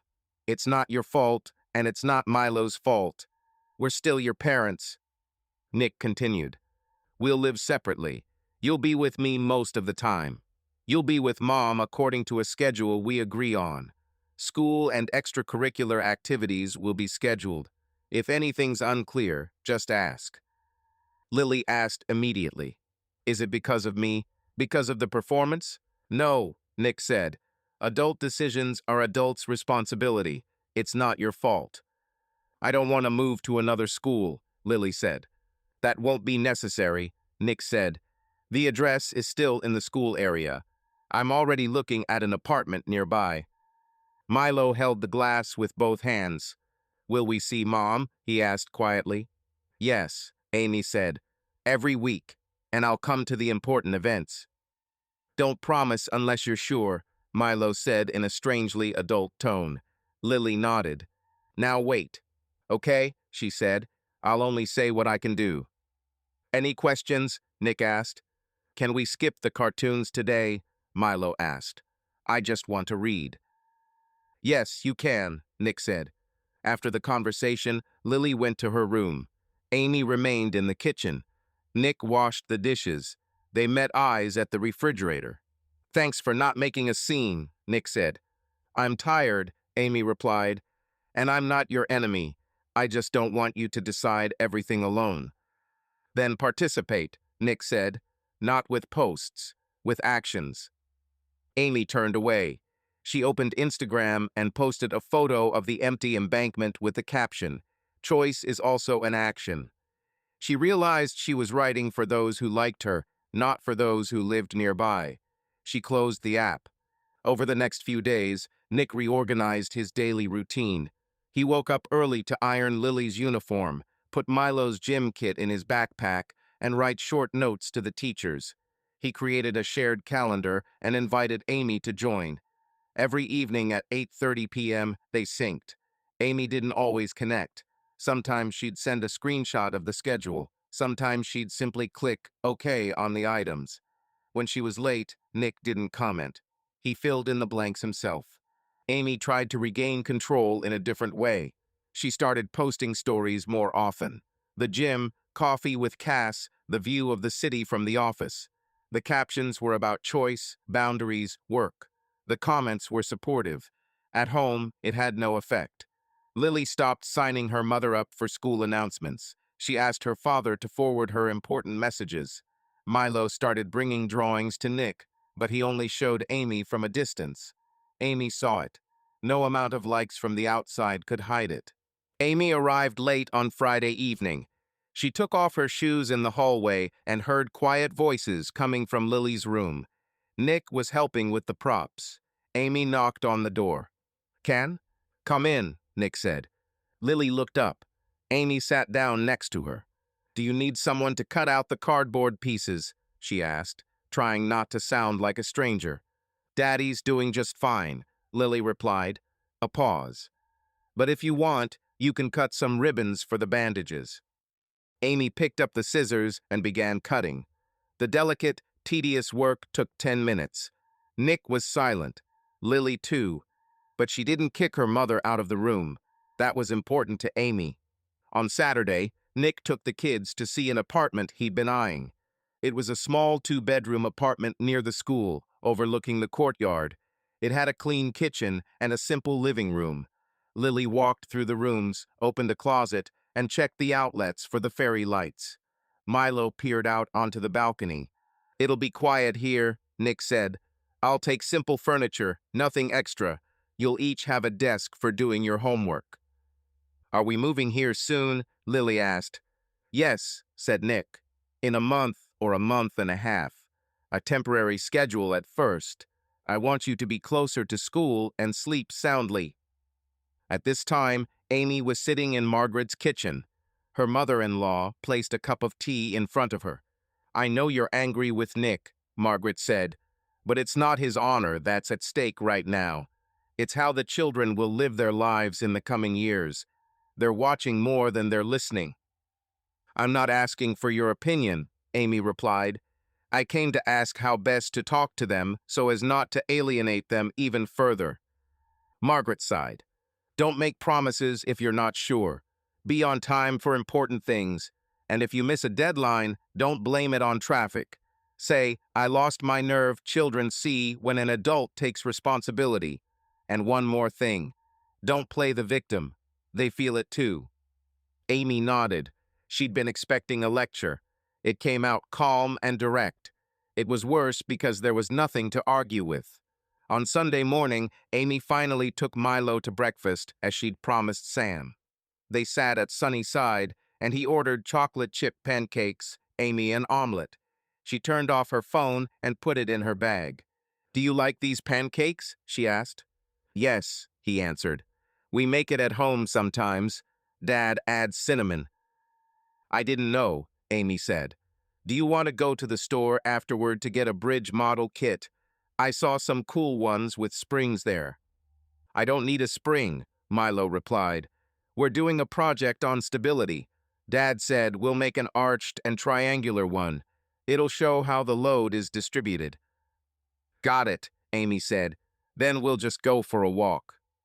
They walked 2 blocks in silence. Milo told her about a classmate who had a puppy. Amy listened without interrupting. On the way back, she said, I want to correct my mistakes. It will take time, but I will try. She paused. Not try do. Milo nodded. He didn't say, okay, or I don't believe you. He simply nodded. That evening, they synced again at 8:30 p.m. Nick opened the shared calendar. This week, a consultation with Sam on Thursday, he said. I've booked the 3 of us. The court will schedule a preliminary hearing in a month. Until then, here's a temporary plan. You're with me all week, Saturday with Mom from morning until evening, no overnight stays. Sunday until lunch with Mom, then home. Is that okay? Amy looked at the screen. Agreed, she said, and I'll be at Lily's math day on Friday. Confirm it to the teacher yourself, Nick said, not through me. I'll confirm, Amy said. They closed their laptops. The house fell silent. It was a different kind of silence, not emptiness, but the pause between footsteps. Nick went to check their backpacks. Amy texted Lily, I'll pick you up from school on Tuesday. Can we stop by to get some headband straps? A couple of minutes later, an okay came. No hearts or smiley faces, but it was an okay. That night, Amy lay awake. She didn't open her stories anymore. She thought about how living only once doesn't cancel out children's schedules, and how being free doesn't excuse her from her showtime. She didn't make excuses. For the first time in weeks, she wasn't trying to prove to herself that she was in control of the story. She realized only one thing. If she wanted to be more than just a Saturday night guest for Lily and Milo, she'd have to work as meticulously as she did at shows. No slogans, with alarms and a showtime. Behind the wall, Nick rolled over, stood up, and went to the kitchen for water. Amy listened to his footsteps and knew that tomorrow it would all start again. School, phone calls, lawyers, a psychologist, a schedule.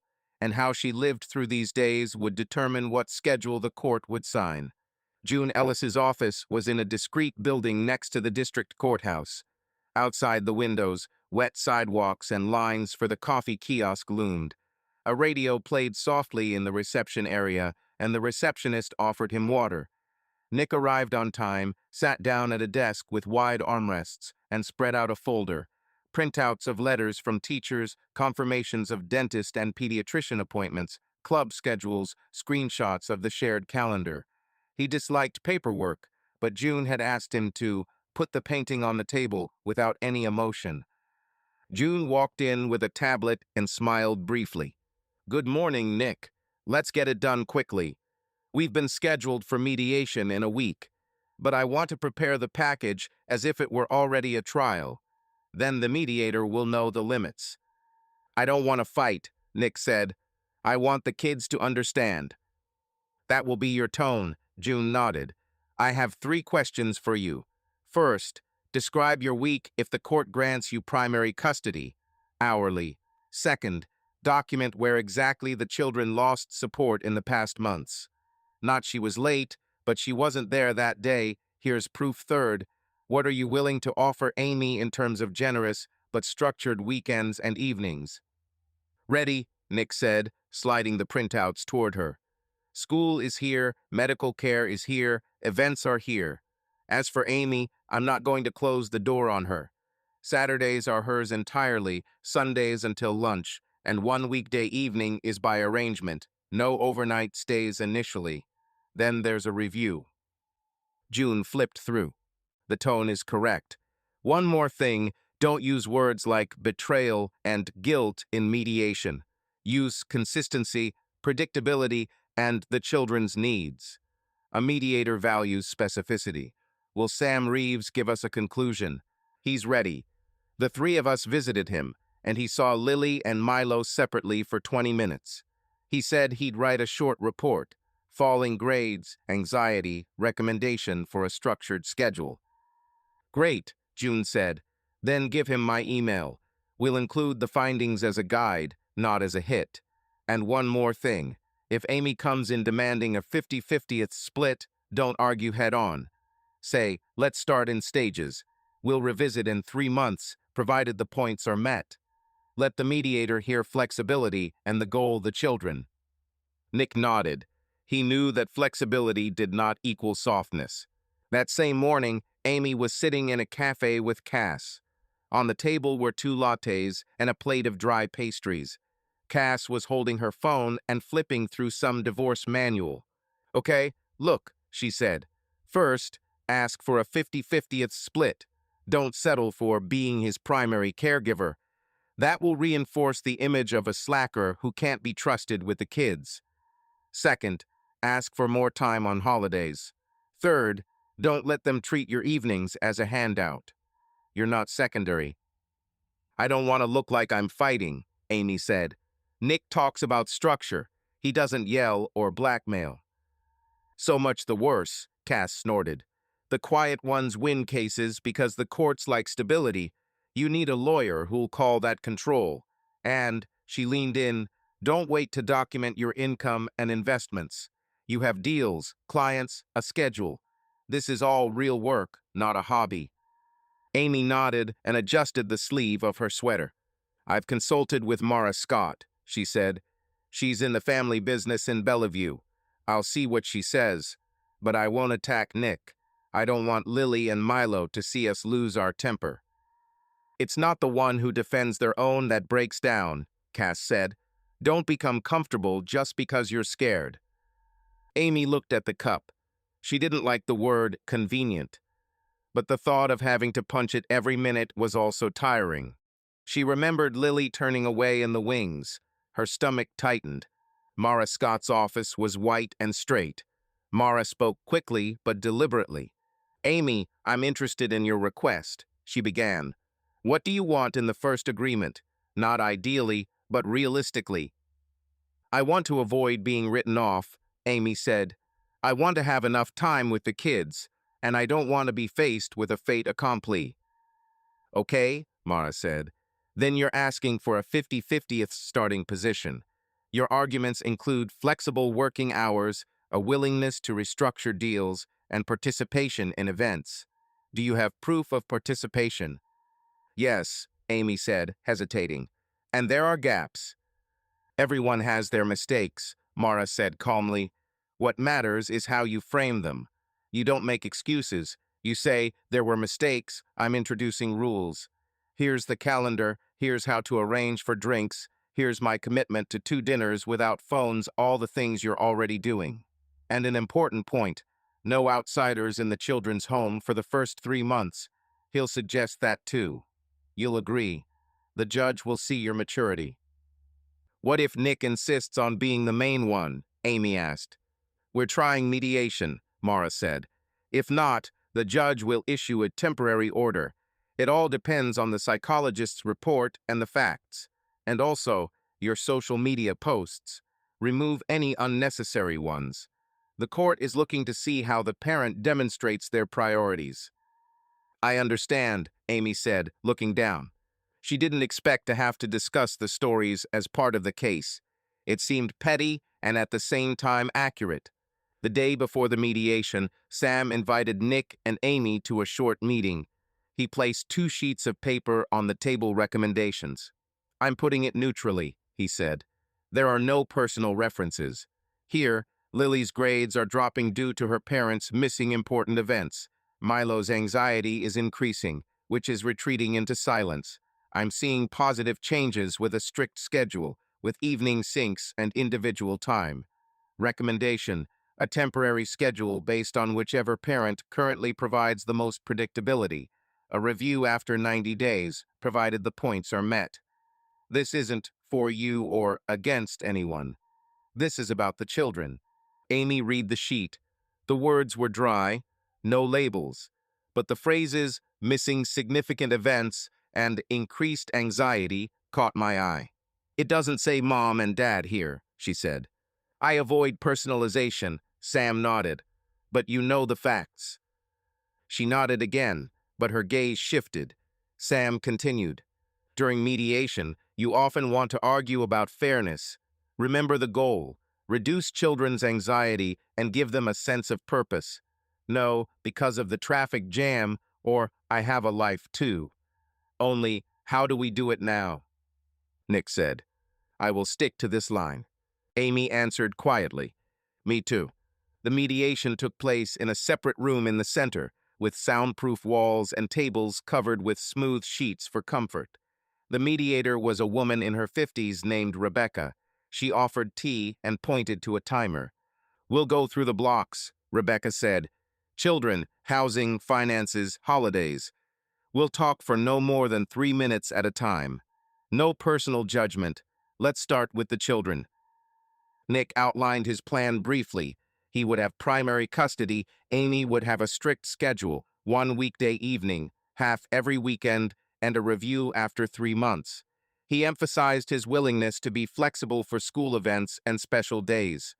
Amy asked for a 50-50 split and said she was willing to rearrange work meetings and cut back on evening outings. She admitted she had broken some of her promises and suggested marking mandatory events on the shared calendar as impossible to reschedule. Rebecca wrote with a marker on a large piece of paper. I see 2 approaches, she said. Nick suggests stepping. Right now, he has more, so we'll review. Amy suggests symmetry right away. Taking into account the psychologist's report, I'll include stepping in the project because children need predictability. But we'll increase your hours, Amy, on specific days. Suggestion: in the first stage, Monday and Saturday are completely with you, without sleepovers. After 6 weeks, we'll add a Saturday sleepover, provided the schedule and events are followed. 1 evening a week, for example, Wednesday. The evening is with homework done and preparation for the next day. Both parents maintain the same rules for sleep and gadgets. Comments? Amy sighed. I want 1 night with an overnight stay from the very beginning. Nick looked at her. If there are no disruptions to key events in the first 3 weeks, he said, I'll agree to spend the night on Wednesday. Let's make it that way. Rebecca nodded and noted. The next section is rules for third parties, she said. For the first 3 months, no new partners in the children's household, no overnight stays, no trips together. After that, only by prior arrangement. That's the standard. They both nodded. Amy wanted to object to the word standard, but bit her tongue. Holidays, Rebecca continued. We divide it up fairly. Thanksgiving alternates, Christmas alternate days, kids' birthdays an hour together in a neutral location if you can, and if not, split evenly. School events both come, barring force majeure. Force majeure isn't transportation, but illness or an accident. Agreed? Agreed, Nick said. I agree, Amy said a little more loudly. Finances, Rebecca continued. Children's expenses are in a joint account, accessible to both of us. Large expenses require written agreement. Child support is based on the state formula. I'll calculate it after you give me proof of income. And finally, the 8:30 p.m. sync is mandatory, 10 minutes. No discussion of the past, just logistics and the children. Any violations are recorded and discussed at the next meeting or through lawyers. They emerged after 3 o'clock. The document was still a rough draft, but the frame stood. A light rain was falling outside. Nick stopped under the canopy. Thank you for not destroying it, he said. I've done a lot of destructive things, Amy replied. Today, okay, today I did it. They stood silently by the road. A minute later, Amy received a text from Cass. So, didn't let her push you around? Amy turned off the screen. She texted Nick. I'll stop by Lily's for rehearsal. I'll bring water. He replied, okay. The next day, June and Mara had a short meeting to exchange documents and edits. June spoke evenly. We'll add a clause about medical decisions. In emergency cases, the person closest to you will make the decision. Routine vaccinations and checkups will be by mutual consent, but if there's no response within 48 hours, the decision will be made by the person with the current schedule. And a clause about school. Any changes to classes will only be made with written approval. Mara nodded. And we'll add, Amy has the right to attend any school events without restrictions. Nick will notify her in advance unless the school sends out a notice. No problem, Nick said. I'm already forwarding it. All three checked the boxes. The paper became increasingly reminiscent of real life. That evening, Amy walked into the school hall. Rehearsal was at half capacity. The children were in sneakers, the sets were on the floor. She brought a box of water and left it by the door. The teacher thanked her. Lily saw her and didn't look away. She didn't smile, but she approached. Did you bring water? She asked. Yes, Amy said. And I'll pick you up afterwards if needed. Dad promised to pick it up, Lily replied. A pause. But thank you. They stood against the wall, and for the first time in a long time, Amy didn't make excuses or offer maybe. She just was. At home, she opened her laptop and texted Sam, "Thanks for the report. I've read it. I'm ready to follow it." Then she deleted several stories with captions about freedom from her phone. She kept photos of their houses and the parks where they'd walked with their children. These were small details that no one notices in their feed, but they changed her sense of what was important. Meanwhile, Nick was in the kitchen helping Milo glue together the model bridge. They held the plank together while the glue set. Milo asked, "Will Mom ever sleep with us?" "Yes," Nick said. "When we all learn to keep our promises. That's soon. We're working on it." Milo nodded and adjusted the board. Late that evening, Nick received a draft of the agreement from June with Rebecca and Mara's edits. He skimmed through the clauses and settled on the communications section. It read, "The parties agree not to post materials on social media that discredit the other parent and to refrain from publicly commenting on the proceedings." He calmly added the comment, "I agree." It seemed like a technicality, but he thought of Lily, who 6 months ago had asked him not to post her videos without permission. A simple principle: don't make someone else's business out of something private. At that moment, Amy was texting Mara. "Is this point about social networks mandatory?" "Yes," Mara replied. "And that's a plus for you. The judges look at that too." "Okay," Amy wrote. "I agree." Then she closed the laptop and went to Lily's room. "May I?" she asked. "You can," Lily said, without raising her head from her notebook. "I'll pick you up after algebra tomorrow," Amy said. "We'll go get some belts. I already texted the teacher and asked about the sizes." Lily looked up. "Okay," she said. "Thank you." This thank you wasn't warm. but it was there. A few days later, June sent Nick a letter. The draft agreement is ready. Rebecca supports it. The judge usually approves such documents without further ado. The next step is a preliminary hearing in 3 weeks. Until then, we'll live by the temporary arrangements and ensure compliance. Stick to your line. Children, structure, no charges. Nick replied, accepted. He set a timer on his phone and evening sync. At 8:30 p.m., they sat down again. Amy listed the events: a consultation with Lily, a workout with Milo, Saturday her day without a sleepover, Sunday brunch together, the four of them, if the kids wanted. Nick agreed. I'm not dragging them to a new restaurant on Sunday, Amy added. Just the park and ice cream. Then home on time. Okay, Nick said. I'll buy them some cycling gloves. The trip is next week. They parted without argument. It wasn't a reconciliation. It was a work rhythm. Amy went to bed late. She stared at the ceiling and thought about June's phrase, facts are stubborn. She didn't want to argue with the facts anymore. She understood that mirrors weren't other people's words or online comments. They were school schedules, bank checks, empty or occupied seats in auditoriums. And the only way to change your reflection wasn't to utter a slogan, but to show up on time where you were expected. The preliminary hearing was scheduled for Tuesday morning. The courthouse was typical: a metal detector, a line of people with folders, signs directing them to the courtrooms. Nick arrived 20 minutes early. June Ellis met him at the elevator and handed him a thin folder with bookmarks. We're breathing evenly, she said. The answers are short, the facts are precise. No theories. The judge likes simplicity. Amy came in later with Mara Scott. She was wearing a formal dark suit, her hair pulled back. She nodded to Nick but didn't approach. Mara quickly explained something to her in a whisper, pointing to the schedule sheet.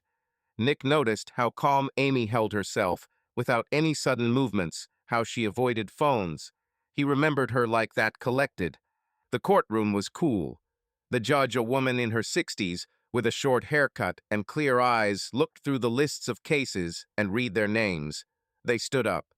Good morning. We have a temporary custody and scheduling order today, the judge said. Are the parties ready?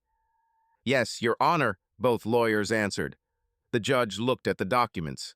I see the mediation request and the draft agreement from Rebecca Lee, she said. That's a good sign. We'll go over the key points and put them on record temporarily so the children don't get deferred between agreements. She turned her gaze to Nick. Mr. Harper, briefly describe what your children's day is like now.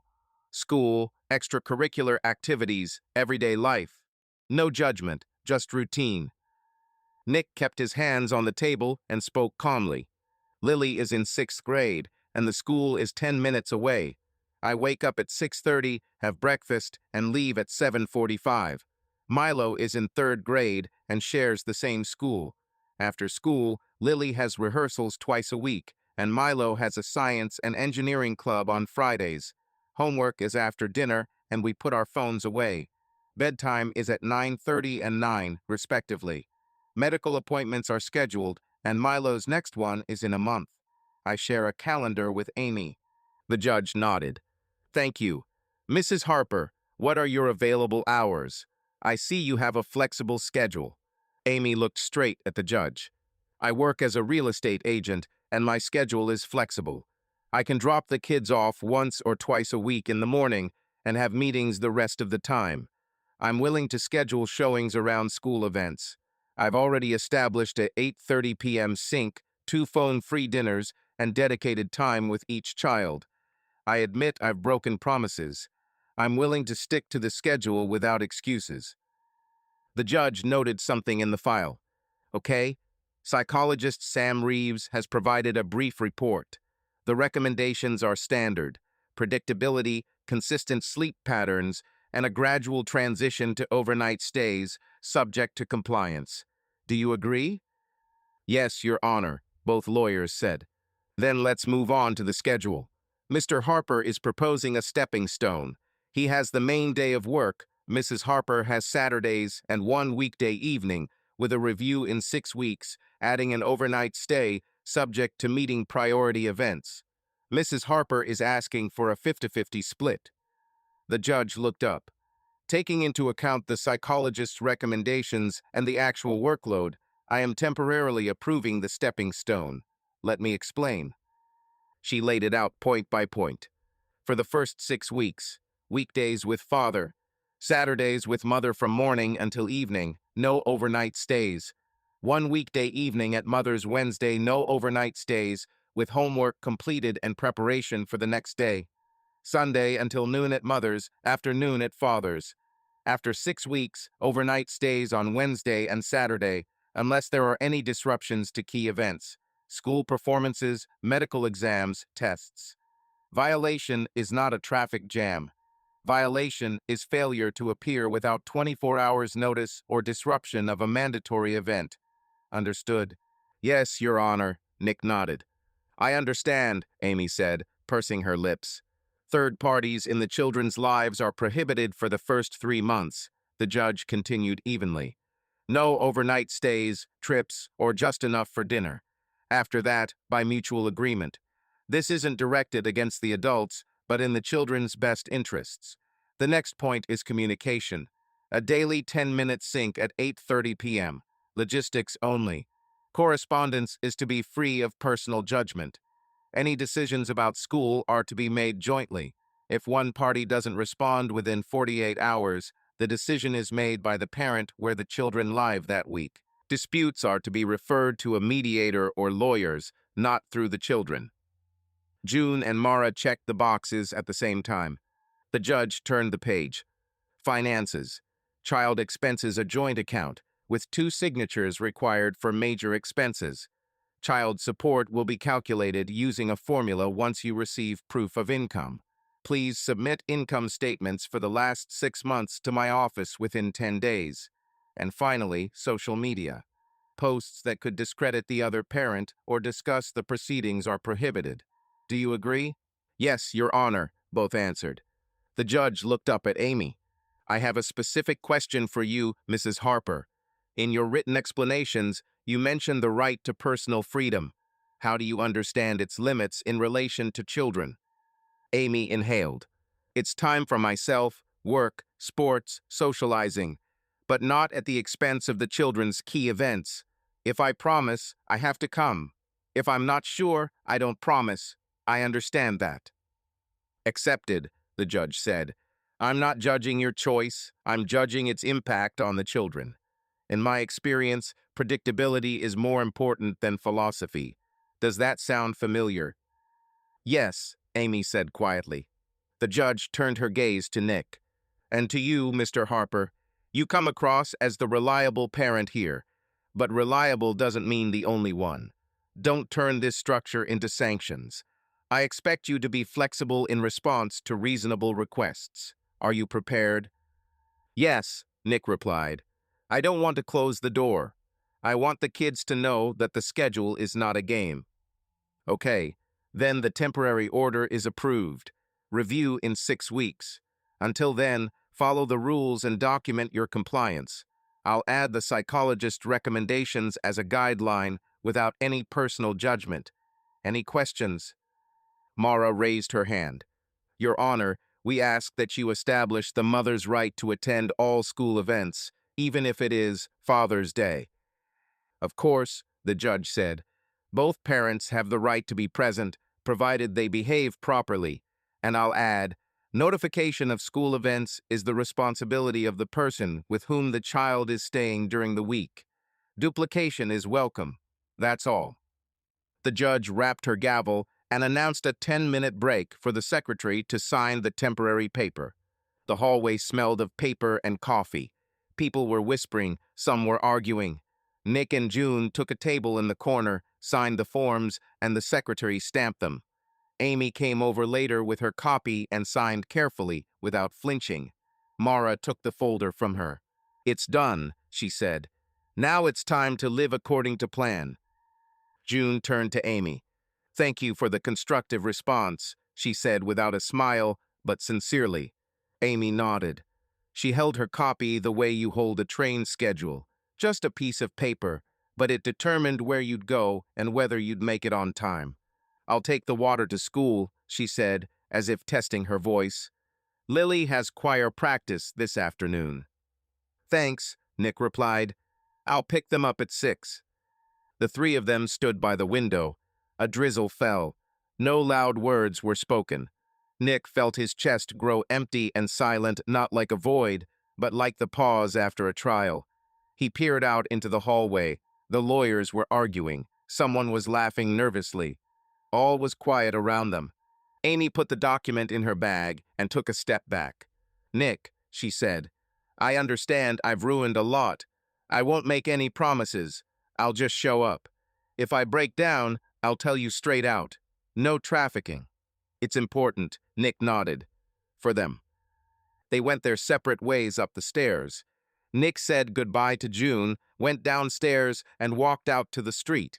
He felt no relief or victory. He simply held a piece of paper with the items he had to complete each day. It was a job, just like checking concrete and meeting delivery dates. This was his strength. Amy descended another flight of stairs and stopped at the coffee machine. Her phone vibrated in her pocket. So, Cass wrote, did you get 50/50ths? Amy stared at the screen for a long moment, then typed, temporary step order. Review in 6 weeks. I can handle it. Cass sent a string of harsh advice, but Amy no longer read it. All she had in her head was a list. Library with Lily on Wednesday, breakfast with Milo on Sunday, sync at 8:30 p.m., water for rehearsal today. That was her turf. She stepped outside. The air was humid. No likes, no witnesses, no one was watching. She walked to the car without turning up the music. In the rearview mirror, she saw herself unfiltered tired, but not disorganized. Just a woman who had to stick to a schedule to regain her children's trust. Meanwhile, Nick stopped at the grocery store to pick up some groceries for dinner. Whole wheat pasta, broccoli, and berries for his morning smoothie. He spotted the school vice principal at the checkout, and they exchanged a few words about the orchestra award. Nick said he'd be there on time. The vice principal nodded. Kids need someone who's on time. Nick didn't answer. He unzipped his jacket and took a breath. The day wasn't over yet. After lunch, Amy arrived at school early. The hallway was empty.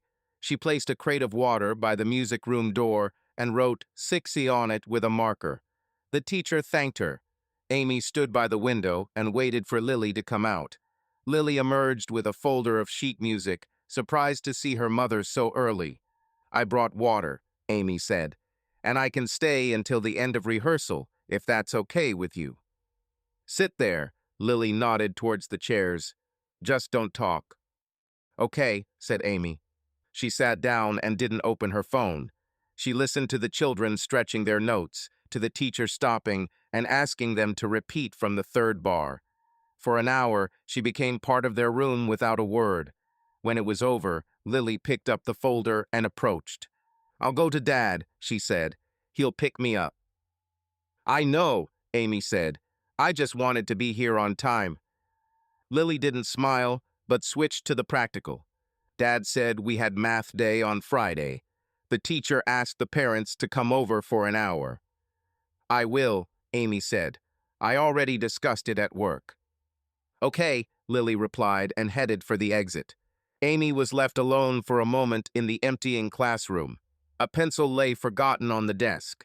She caught herself tempted to write something in the margin, here, or I'll make it. She didn't. She picked up the empty water container and carried it to the recycling bin. That evening at 8:30 p.m., they connected again. Nick listed the next day's activities. Lily had an early rehearsal, Milo had science, and dinner that evening, no phones. Amy added, I'll pick Lily up on Wednesday and arrive on Saturday at 9 sharp. Confirmed. They tied the knot. Night fell quickly. At Nick's house, the kids went to bed on time. He checked their backpacks, set the alarm, and tucked the folder with the documents into the bottom drawer. He didn't want the court papers lying next to the grocery list. Amy's house was empty and quiet, like a courtroom hallway after a break. She took a copy of the temporary order from her bag and pinned it to the inside of her calendar closet. She pinned a piece of paper next to it. Wednesday Lily, Saturday kids, son Milo. No hashtags, no slogans. 3 months passed. Nick rented an apartment 10 minutes walk from school. It was a 2-bedroom apartment without patterned rugs, with simple shelving and a large table in the living room. On the wall was a weekly schedule, next to which was a basket for phones, which the kids nicknamed the parking lot. In the kitchen, a whiteboard with a menu. Monday pasta and salad, Tuesday soup, Wednesday tacos, Thursday chicken tenders, Friday rice and vegetables. On Monday evening, Lily was sorting the club's text into folders, Milo was taping a sign labeled Arch to the back of his model bridge, and Nick was grading algebra worksheets. Tomorrow we'll go to the library after school, he told Lily. Half an hour, and then we'll be home. Just before rehearsal. Okay, Lily nodded. The teacher said I keep up the pace better. I try not to skip lines. I see, Nick said. Milo picked up the model. Dad, can we go for a quick bike ride after dinner? 10 minutes in the yard, Nick said, then a shower. In the parking lot, the phone screen flashed an incoming call from Amy.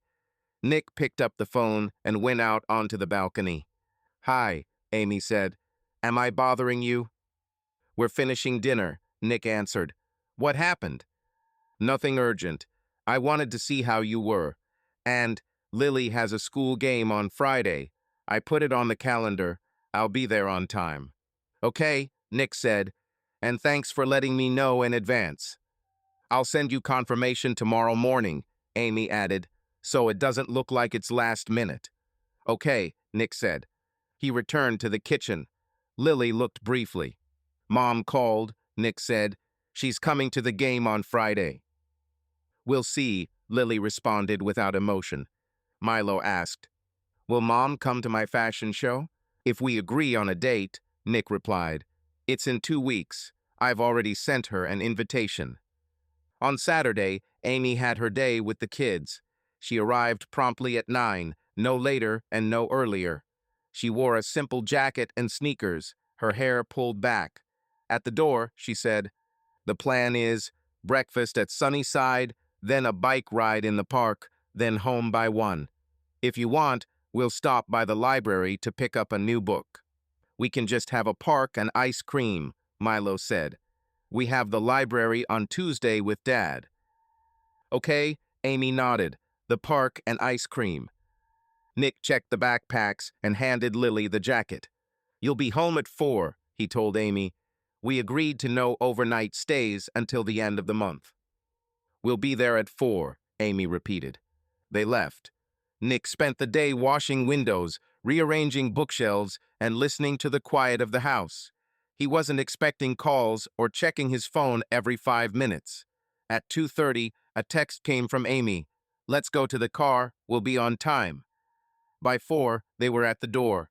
Lily looked tired but calm. Milo was holding a paper cup. There was an ice cream stain on the lid. We were skating near the embankment, he said. Mom counted the laps. I did 7. Cool, Nick said. Let's go wash our hands. Amy lingered in the hallway for a moment. I'm picking Lily up from school on Wednesday, she reminded him. I have a window from 3 to 5. We'll stop by to pick up some costume belts. It's a deal, Nick said. Text me in the morning. 6 weeks after the temporary order was issued, a brief meeting with the judge took place. Both were asked if there had been any violations. June laid down a sheet of paper with notes. Sincere 40 out of 42, walks as planned, school events as scheduled, tardiness 0. Marna didn't argue. The judge added overnight stays with Amy on Wednesdays and Saturdays, but left primary custody with Nick. A review was scheduled in 3 months. After the meeting, Amy went out without Cass's calls or Instagram stories. She went to work and turned off notifications for an hour. At the office, she updated her calendar template. Weeks with the kids were marked in green, her evenings in gray, school events in red, and meetings in blue. She added a note at the top. Kids first. Work second. Everything else comes later. That evening, in the sink, she listed her points specifically without generalities. Nick noted them. It wasn't friendship, but it was no longer a fight. Margaret came on Wednesdays with pie. She didn't judge, but she brought the children simple things: apples, socks with thick elastic, and a pack of drawing paper. "The pie is on the table," she said, and added to Lily, "I heard you have a new monologue now. Read it at home sometime." "I'll read it," Lily answered. Amy stopped by Margaret's one day to return the containers. They were sitting by the window drinking tea. "How are you?" Margaret asked. "I do what I promise," Amy said. "It's harder than it looks." "But it's obvious," Margaret replied. Lily stopped waking up at night. Milo started chattering about his bridges. "It's not because one of us is smarter. It's because you stopped changing your plans every 2 days." Amy nodded. She didn't argue. Friday's game took place in the middle school gym. Rows of folding chairs, the sound of sneakers on the hardwood, the smell of rubber. Nick seated Milo near the middle. Lily and the team were warming up near the backboard. Amy arrived at 6:25, exactly as promised. No flowers, no big talk. She took off her windbreaker and sat down next to him. She glanced sideways at the parking lot. Nick had indeed put their phones in a small cloth bag and tightened the drawstring. The game began. Lily came out in the second line. Collected, attentive, without fussing. Amy watched her movements, sat up straight, and didn't comment on every move. In the second period, Lily intercepted the ball and passed it under the basket. The team scored 2 points. Amy smiled briefly. Nick slapped Milo on the knee. No one looked back. During the break, Lily walked up to the row and picked up a bottle of water. Amy stood up. "I'm here," she said quietly. "I see," Lily replied. "I'll be out in a minute." "Good luck," Amy nodded and returned to her seat. The game ended with the school winning. No fireworks. The team thanked the audience. Lily was tired and satisfied. Nick handed her a hoodie. Amy stood a little to the side. Lily approached her. "Thank you for coming on time," she said calmly. "I'll come," Amy replied, "not just here." Lily nodded and went to change her shoes. Nick looked at Amy. "Good match," he said. "Yes," she said. "She kept up the pace today." "And she didn't lose the ball," Nick added. They walked towards the exit. Amy stopped at the door. "I don't know how we are," she said, "but I want to keep my word. If I fail, I'll say it straight out. If I can't, I make no promises." "That's enough," Nick replied. "The rest is time." Sam Reeves invited them a month later for a short debriefing. He listened to everyone, spent 15 minutes with Lily and 10 with Milo. In his report, he wrote, "Anxiety has decreased. Lily's grades have stabilized. Milo has become more active in communication. I recommend maintaining the current structure for another 6 months, with the possibility of adjustments during school holidays. I note, the parents are adhering to the syncs, the mother is on time for important events, and the father remains flexible when requested." Amy read the sheet in the car. Not a single beautiful phrase, just the facts. She put the report in a folder and drove to the office without stopping at the bar. Owen texted her twice during that time. Once about the new gym, the second about a trip to Denver. Amy responded politely and briefly. She didn't go out. Cass suggested a couple of times to celebrate their new life and make every night their own. Amy declined, citing work and exercise. Cass snorted, "You're too Philistine." Amy didn't argue. She stopped sending stories about her right to freedom. The feed was filled with houses, sunsets on the embankment, a calendar on the wall, and books in the children's hands. In the spring, Nick and the kids were riding their bikes along the path by the water. The wind was cool but dry. They stopped for a snack, bananas, nuts, and water. Lily told them how their drama club had assigned them a scene from a school play about their neighbors. Milo talked about trying to build a new bridge out of popsicle sticks with an X-shaped joint. "I'm having breakfast with my mom on Sunday," he said. I'll take the drawing and show her where the reinforcements are. Good idea, Nick said. The phone vibrated a reminder to sync. Nick checked the box in the app and put the phone in the parking slot he carried in his backpack. They got back on their bikes and rode home. On Saturday evening, Amy called herself for no reason. "Hey, it's not about the schedule," she said. "I just wanted to say, you're doing great. I saw the photo from your bike path. Lily looks calmer. Milo, too." "We're trying," Nick replied. "You are too. It's obvious." "I'm grateful you don't close the doors," Amy said. "I know that at first I expected everything to go back to the way it was, and then I realized there was no going back. We can only rebuild." She paused.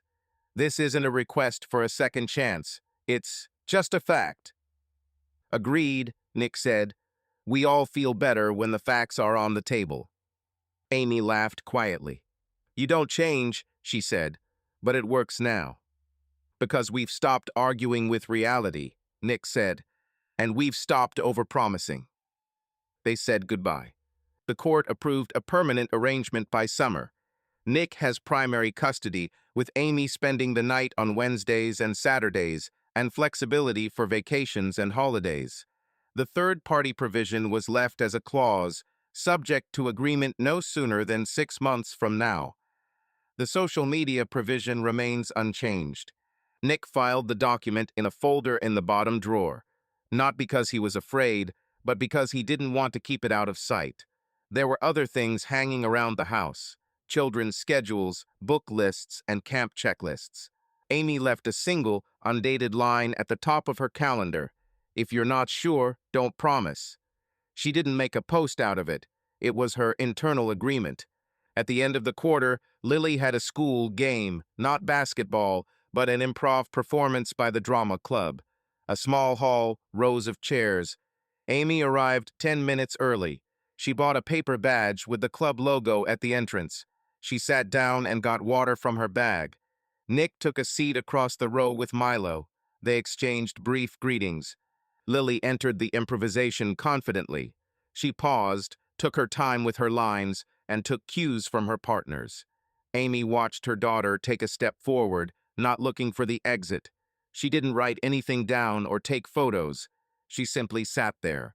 After the performance, Lily approached them both, holding a paper participation certificate. "Let's go for ice cream," she asked. "Just for a little while. I have a test tomorrow." "I'm with you," Nick said. "I have 20 minutes. "I'll buy it," Amy said. "It's my turn today." They went outside and sat on a bench. The conversation was simple: how everyone spent their day, what their plans were for the weekend, what they were getting for lunch at school. No big talk. Milo ate his ice cream faster than everyone else and ran to the trash can. "I thought I was losing you," Amy said quietly. "Turns out I'd lost the habit of doing what I say. I'm getting it back." "It's obvious," Nick said. "I'm not asking you to forget," she added. "I'm asking you to see what is now." Lily looked at her mother. "I see," she said, "and I feel better when you come on time." Amy nodded. She didn't cry or hug Lily demonstratively. She simply took a napkin and wiped a drop of ice cream from her daughter's chin. Lily didn't pull away. In the summer, they rode their bikes more often than in the winter and argued less often. Nick didn't discuss his personal life with Amy. Amy didn't discuss the gym with Nick. They stuck to the plan because it was the only thing that always worked. Nick got what he wanted: stress-free silence and honest order. The children received a foundation they could rely on without relying on someone else's "I'll try." Amy was given the opportunity to re-choose how to be a mother and a person without having to explain it with slogans. Their life wasn't a fairy tale. It became a routine: casual conversations, phone-free dinners, and on-time arrivals. That was enough to keep the house level. Subscribe to our channel so that your love doesn't cheat on you, and go ahead and listen to the next story, because this story is nothing compared to the next one. If you're under 18, don't even think click to the next one.